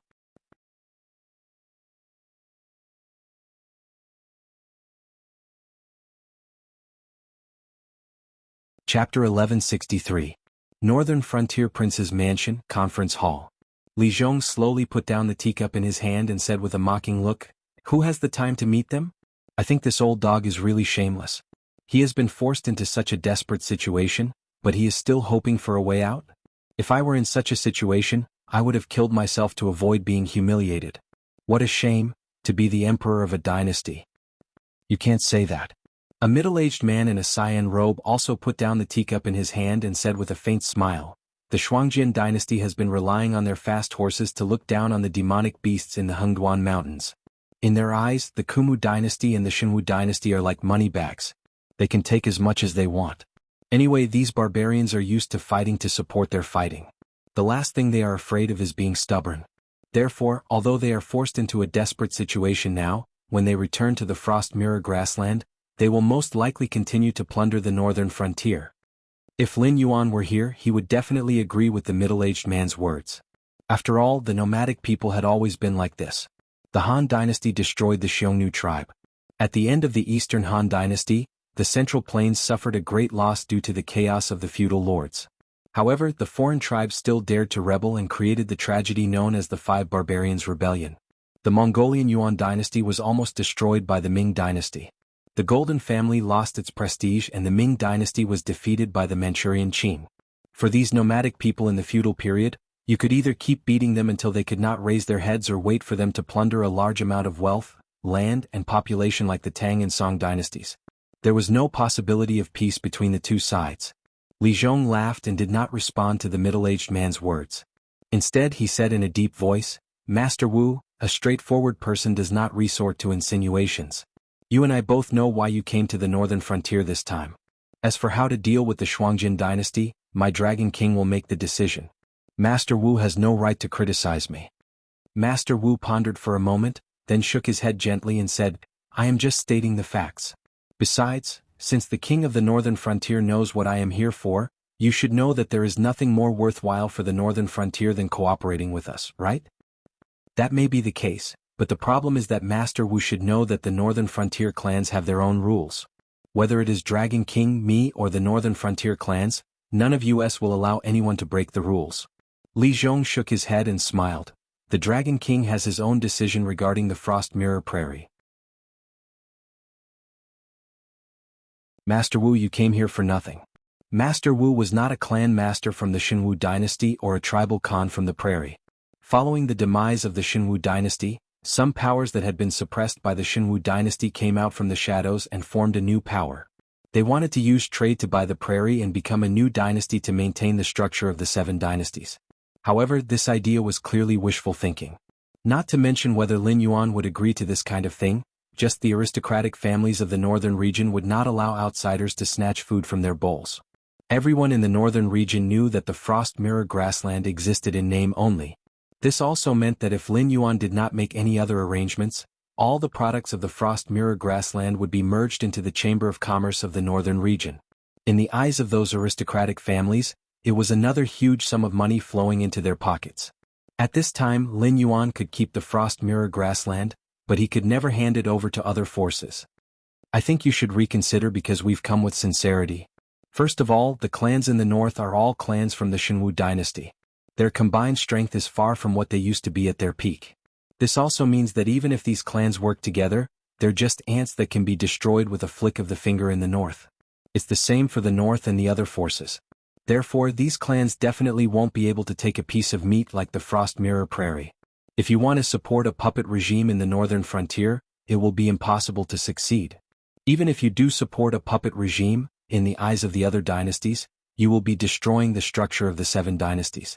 When the time comes, the Deadwood dynasty will definitely attack this puppet regime and even swallow the Frost Mirror Prairie that you fought so hard to conquer. Think about it. Are you willing to let the Deadwood dynasty take advantage of the land that the men of the northern frontier fought for? That's obviously not realistic. Therefore, once the Deadwood dynasty makes a move, the northern frontier will definitely be locked in a long war with the Deadwood dynasty. This is definitely not a good situation for the development of the northern frontier. The patriarch of the Wu family sucked in a deep breath and patted his chest. He smiled, but if you give the Frost Mirror Plains to us, you won't have to worry about that at all.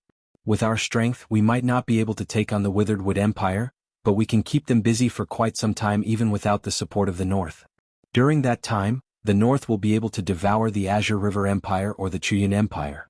At that time, the North won't even need to send troops.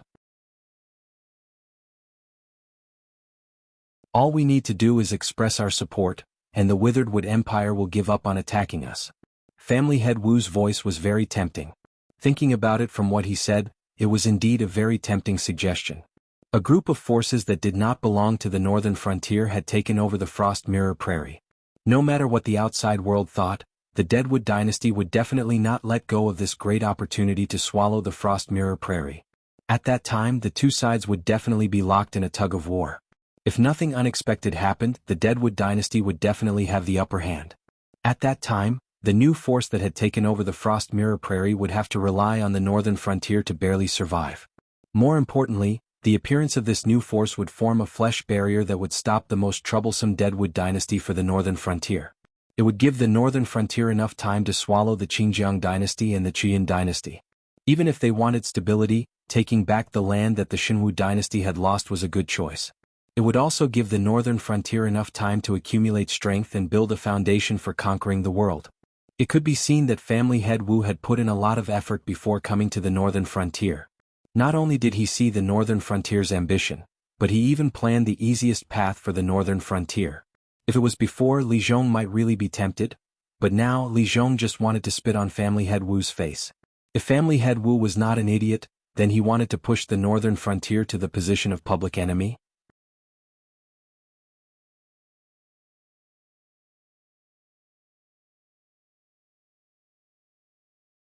Chapter 1164. It seemed like the latter was more likely because they would only have a chance to attack if the northern frontier became the public enemy. They could use the northern frontier's power and resources to quickly gain a foothold and improve themselves. When the northern frontier expanded to a certain extent and attracted the attention of all the empires, they could naturally join forces with the Deadwood dynasty to attack the northern frontier. They could also use the geographical advantage of being close to the northern frontier to devour a large amount of resources from the northern frontier to fatten themselves up. Li Zhong picked up the teacup next to him and squinted at Master Wu. He didn't say anything. Master Wu paused for a moment. He seemed to be thinking about where he had gone wrong. Then his expression changed slightly. He cupped his hands at Li Zhong and said, "If the northern frontier king doesn't believe in our sincerity, we can use the northern frontier's name.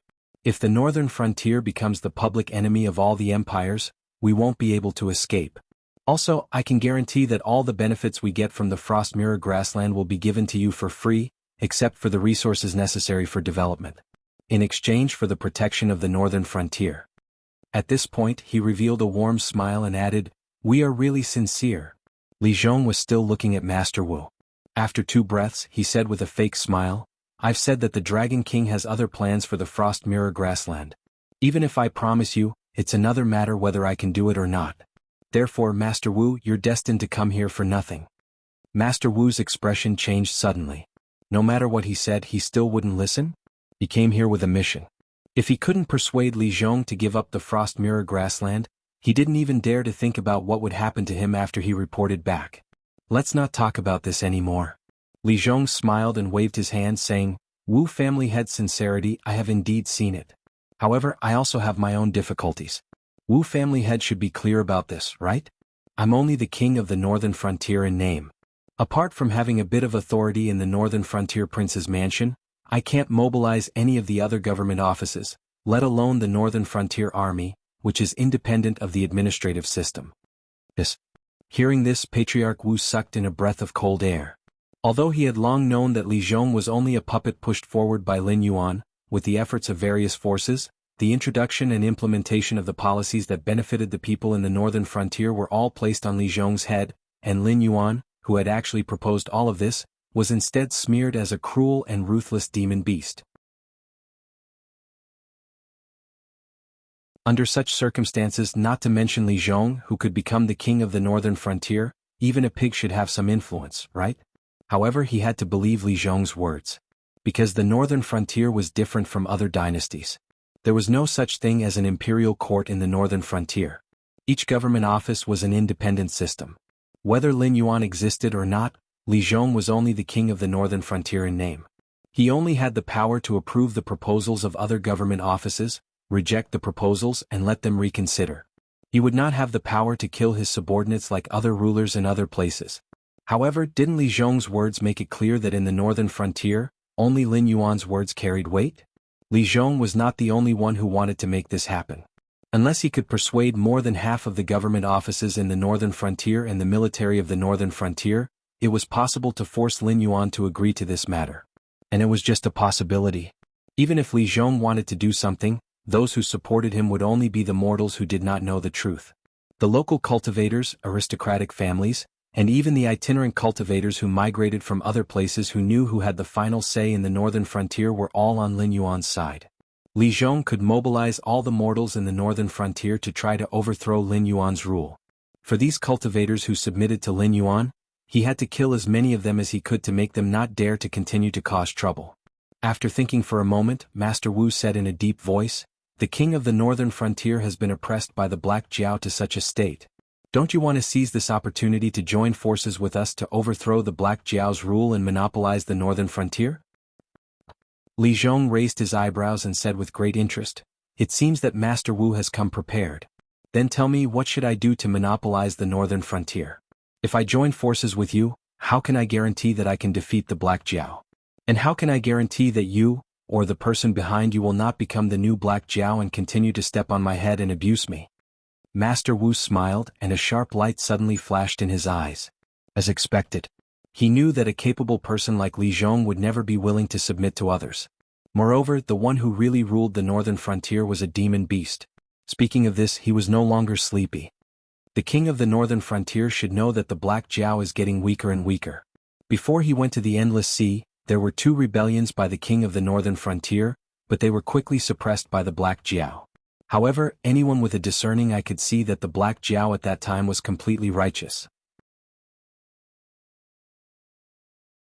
Even if he attacked the rebels, they would be isolated and helpless. But you are different. You are now the king of benevolence that the people of the northern frontier talk about. Even if the Black Jiao wants to touch you, he still needs to see if the people below are willing or not, right? The label of rebellion can't be placed on your head. To put it bluntly, the Black Jiao is already unpopular. The people of the northern frontier can't wait for you to become the king of the northern frontier, and not the puppet king that the Black Jiao has pushed out. Also, as long as you are willing to be on good terms with the aristocratic families and sects, under the Black Jiao's oppressive rule, the various cultivation forces will definitely be dissatisfied. Even if the various forces don't dare to jump out to support you directly, they will also not completely fall to the Black Jiao's side. If you have our help behind the scenes, even if you can't kill the Black Jiao, driving it away won't be a problem. This is what the people want. The smile on Master Wu's face grew wider and wider, and he said, also that self-proclaimed crown prince of the Thousand Swords dynasty Chou Wuing and his subordinate Lei Fan are now cooperating with us. As long as you agree, they will also be able to get your help. With the support of the people of the northern frontier and those people from the south, what are you worried about? Do. Li Zhong's right hand gently knocked on the table, and a thoughtful look appeared on his face. After a while, Li Zhong slowly raised his head, revealing a pair of bloodshot eyes, and said, "How can I believe that you won't replace the Black Jiao? Is there a difference between being the Black Jiao's puppet king and being your puppet king?"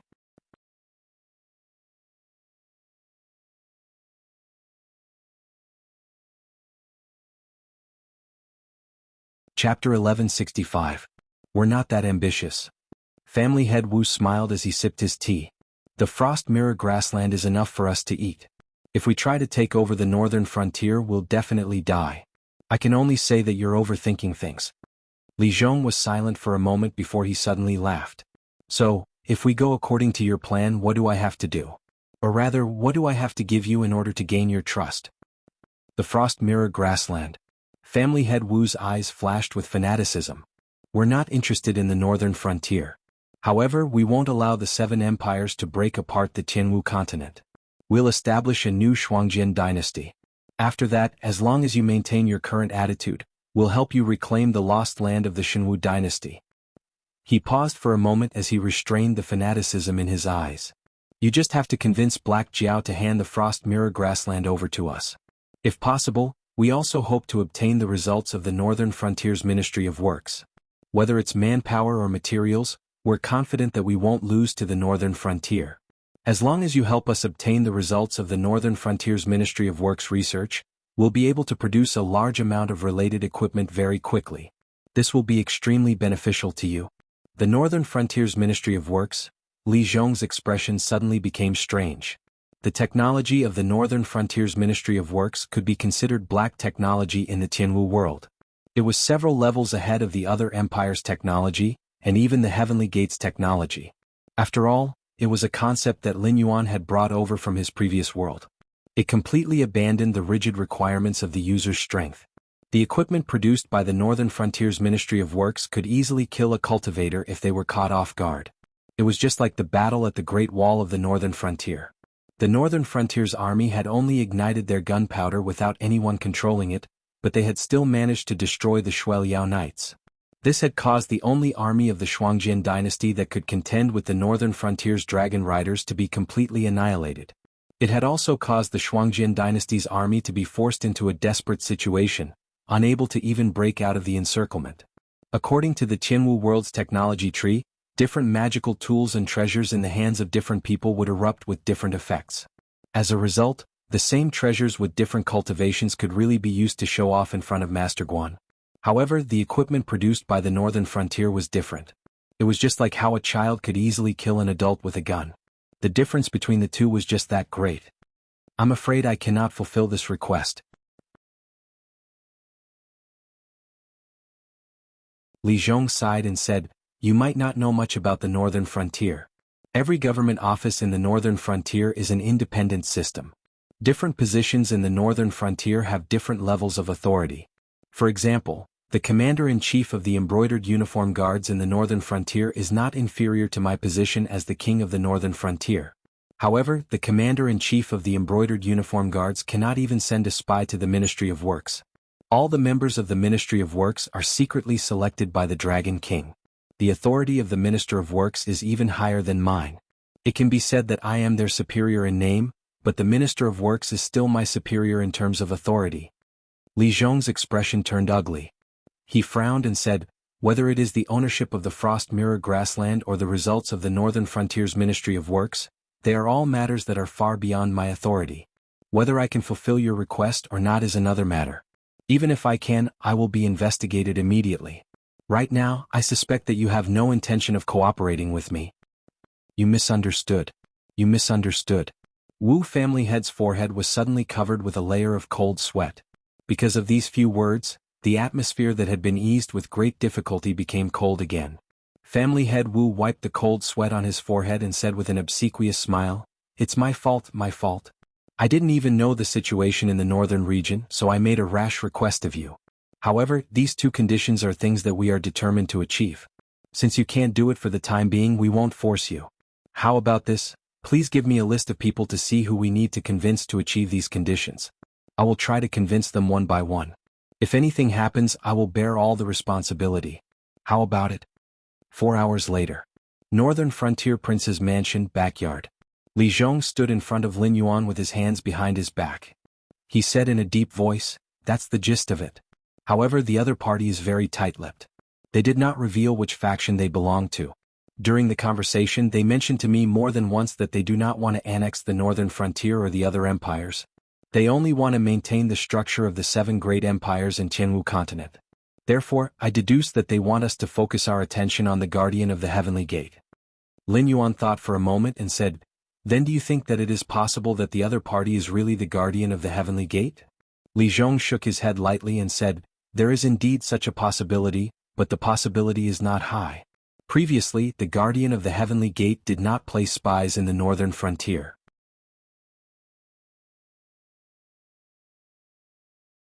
Now, we can be sure that there are still people from the Guardian of the Heavenly Gate in the Northern Frontier. However, for Guardian of the Heavenly Gate like Ding Zai, unless it is absolutely necessary, they will not reveal their identity. Moreover, even if they reveal their identity, they will directly state which faction they belong to. This is their pride. Therefore, this group of people should want us to focus our attention on the Guardian of the Heavenly Gate. It would be best if there is a conflict with the Guardian of the Heavenly Gate. I suspect that they may have come from the south." "South? Demon sect disciples?" Lin Yuan narrowed his eyes and said lightly, "Okay, I know. Continue to follow up on this matter. When necessary, you can reveal some research results of the Ministry of Works to them. However, there is no need to feed them too much. You can handle it yourself." "Yes." Li Zhong cupped his hands and said in a deep voice. After Li Zhong left, Lin Yuan narrowed his eyes slightly. Hongjun, this guy was strong, but he always felt that he was suffering from paranoia. Originally, he was a grand cultivator who relied on the heavenly Tao to become his own body. In the end, he merged with the heavenly Tao and treated the heavenly Tao as a puppet. Later on, he directly suppressed the mortal and earth Taos. Now that he felt that the heavenly martial world was a threat to him, Hongjuan's movements were obviously bigger. First, it was the generals Hang and Ha Mosquito Daoran and the others who came out in the open. Behind the scenes, there was also Yin Hong who was on the investiture of the gods list. Now, even the demon sect disciples who were related to the Nether River ancestor were involved in this matter. The invasion of the great desolate world into the heavenly martial world was obviously getting more and more serious.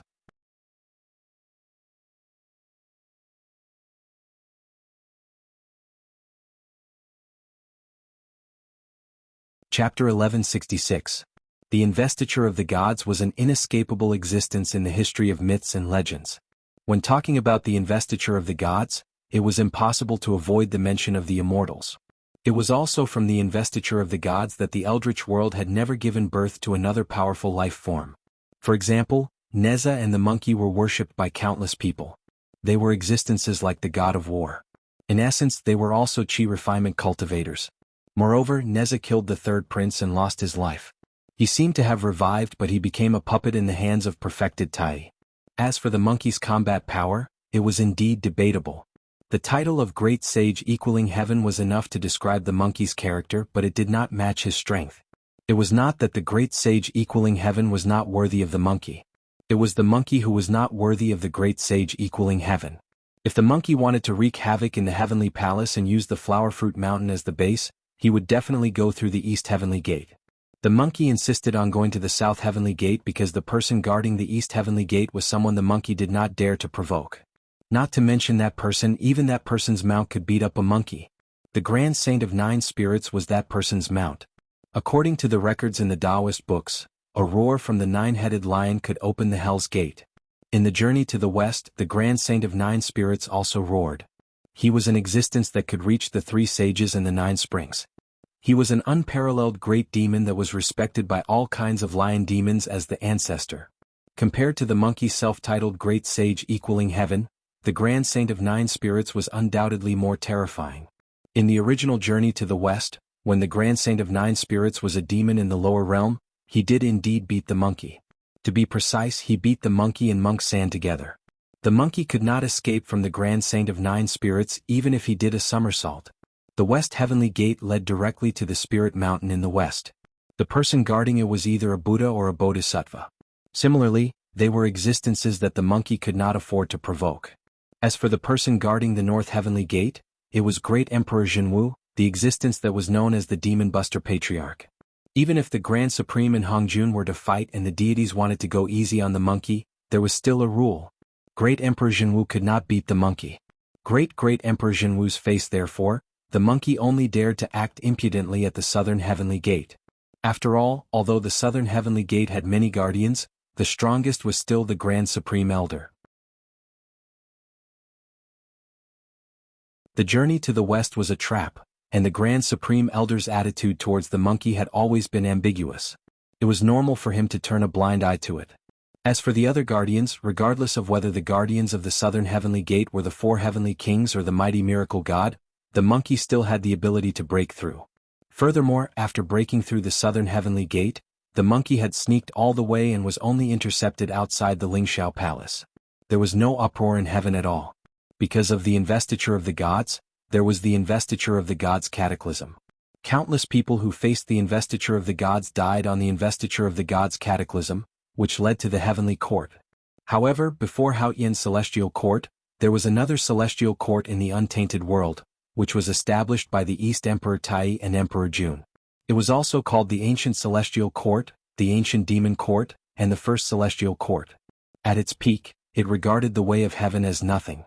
This also meant that when Emperor Jun and the East Emperor Tai were in charge of the untainted world, Hongjun, Tao Ancestor and the six destined sages all had to stand aside. What was more terrifying was that during the ancient demon court, the demon tribe was not the only dominant force.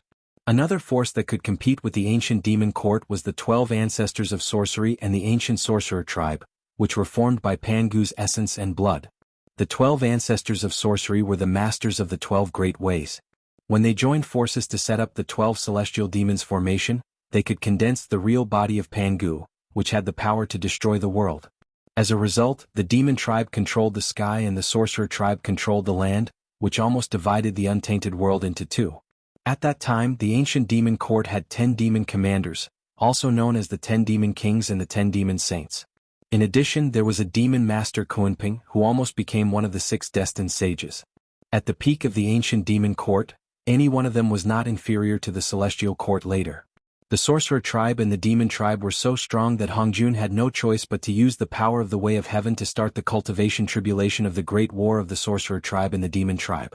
In addition to his series of calculations, he pushed the demon tribe to the bottom of the untainted world and almost destroyed the sorcerer tribe. If it were not for the protection of Empress Pingxin, who was formed by the primordial spirit of Hutu, who was schemed by Hongjun, the sorcerer tribe would have been completely destroyed. Now, before Lin Yuan could figure out what was going on with the ancient demon court in the Jianghu world, he had encountered generals Heng Ha and Yin Hong, who were listed on the investiture of the gods during the investiture of the gods' tribulation. All kinds of signs were reminding him that the heavenly court of the great desolate world had probably arranged many hidden hands in the Jianghu world, waiting to plot against him. It was hard to say what the background of the Wu family head and his gang, who claimed to be suppressed by Lei Qiusheng, were. But somehow, Lin Yuan felt that this gang had something to do with the celestial court of the untainted world. So who is it? Lin Yuan closed his eyes slightly and quickly calculated in his mind. He went through the existence of the heavenly court god system one by one, but he still couldn't find any clues. At the very least, the information he had at hand couldn't confirm that the other party was related to the heavenly court, let alone analyze who the big boss of the heavenly court behind them was through this information. For the time being, Sanqing and Sanqing's disciples could be ruled out. Lin Yuan really did not believe that sect master Tong Tian would plot against Hongjun, and Taishang Dao ancestor would fall out with him directly. Only the primeval Lord of Heaven would be able to watch from the side. The main reason was that the primeval Lord of Heaven was not an honest person. Yin Shang. Suddenly, a light flashed in Lin Yuan's mind. In the investiture of God's cataclysm, there were not only disciples of the three religions who were on the list of gods. Not to mention generals like Hang and Ha in the mortal world, there were many people in the royal family of Yin Shang who were forcibly sent to the list of gods. To be precise, there were many people in the royal family of Yin Shang who were forcibly sent to the list of gods. To be precise, Ji Chang and GFA did not want to keep these traitors alive. Firstly, their identities would threaten their rule. Secondly, they were officials of Yin Shang who had betrayed DXN. If they were allowed to live and spread the news, it would threaten the ruling position of the Zhou dynasty. Therefore, these traitors were basically killed by Jiang Zia and the father and son of the Ji family. After they were killed, they simply fabricated a few false images and bragged about them. Then they became the loyal people who were killed by the tyrant. Many people said that changing history started from the Tang dynasty. In fact, it was not. Changing history had always been a bad habit of the Confucian sect. As the founder of the Confucian sect, the Zhou dynasty would certainly not lose this skill. For example, Baigan, who had the heart of 7 orifices, had a glorious and positive image in history. In fact, what Baigan did was really inhumane.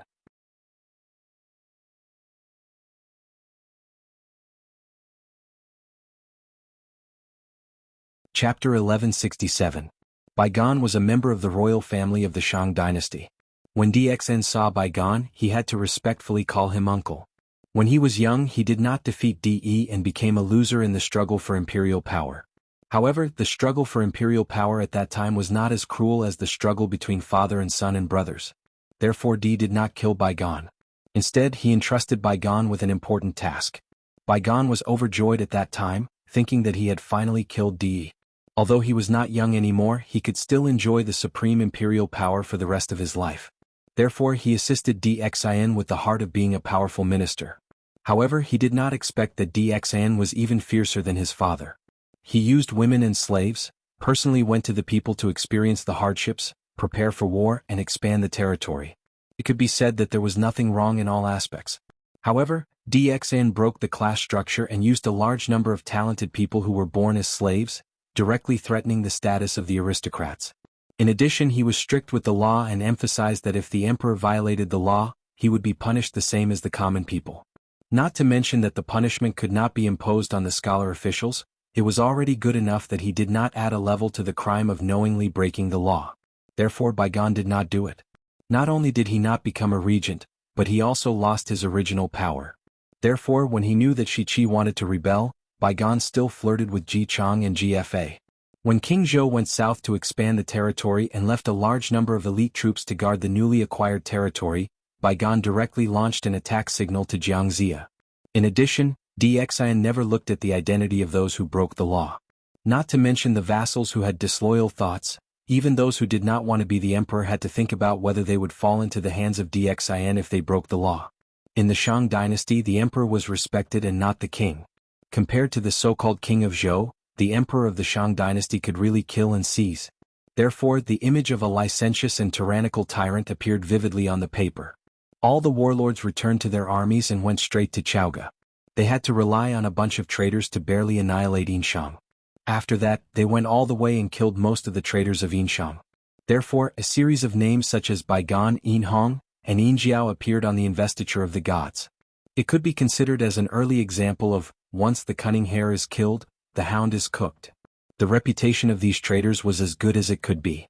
They were better than the traitors who wanted to seize the power of the Shang dynasty and even betray the country. They ate the salary given by DXAN and were loyal to the father and son of the Ji family. They were even given the title of Eternal Loyal Minister. It was even more ridiculous to say that he was licentious and tyrannical. King Zhou only had 3 sons in his life, which were Yinhong, Yinjiao, and Wuging.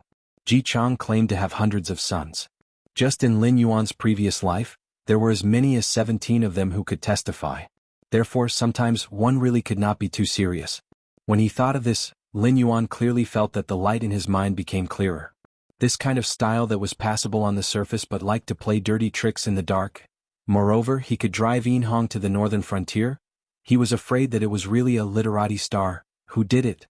At the same time, Bai Gan, whose god name was called by Lin Yuan, suddenly shivered and looked in the direction of the northern frontier, dumbfounded. Is there something wrong with this Black Jiao's brain?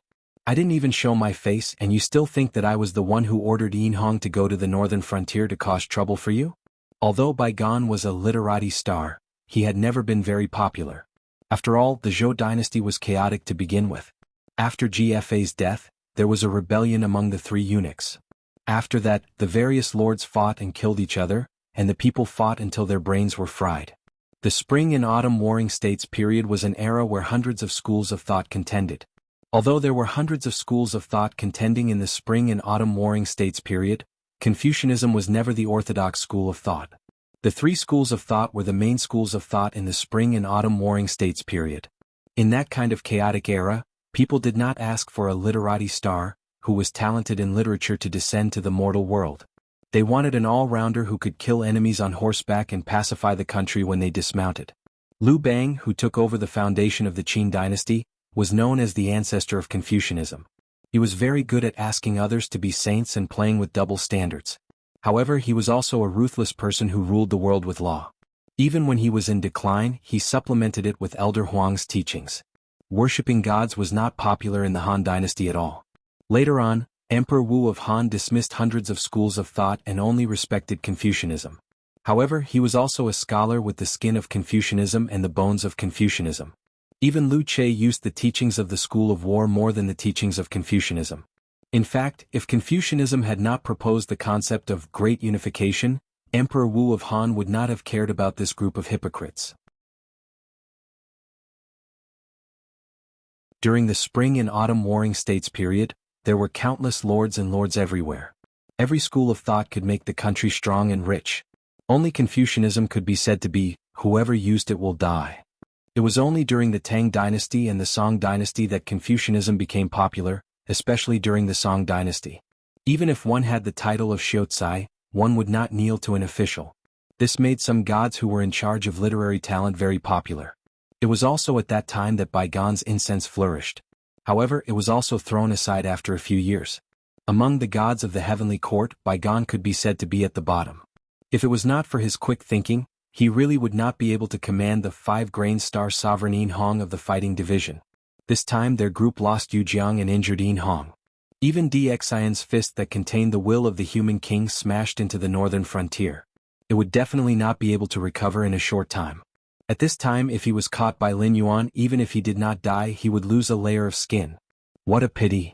Bai Gan gently smacked his lips twice. His gaze was as gloomy as water. He murmured, although Hamba has been in seclusion for many years, I did not expect his mind to be so clear. You saw through my plan and did not want to be my knife. How can I continue to let you live? As his voice fell, Bai Gan had already turned into a ray of light and escaped towards his cave residence. A moment later, a blood-winged black mosquito fell out of the void. Its breath was almost dispirited to the extreme, as if a gust of wind could directly blow it to death. However, Mosquito Doran's gaze was very calm. It swept across the direction that Bai Gan escaped in, and a thoughtful look flashed in his eyes. He had already escaped from Lin Yuan's control for 3 days, but he still could not think of a way to go. After all, he came here on Hongjuan's orders. If he could not complete the mission, even with the protection of the Taishang Dao ancestor, Hongjun could make him suffer a fate worse than death. However, against that extremely strange Black Jiao, he felt that he really did not have much chance of winning. You're tuning in to the Han Li's Wuxia Adventures YouTube channel. We're so grateful for your support, and don't forget to subscribe to join us on this incredible journey through captivating stories. Your generosity through donations truly makes a world of difference, as it's the primary source of revenue that allows me to expand and enhance this channel for you. Thank you from the bottom of my heart for being a part of this adventure.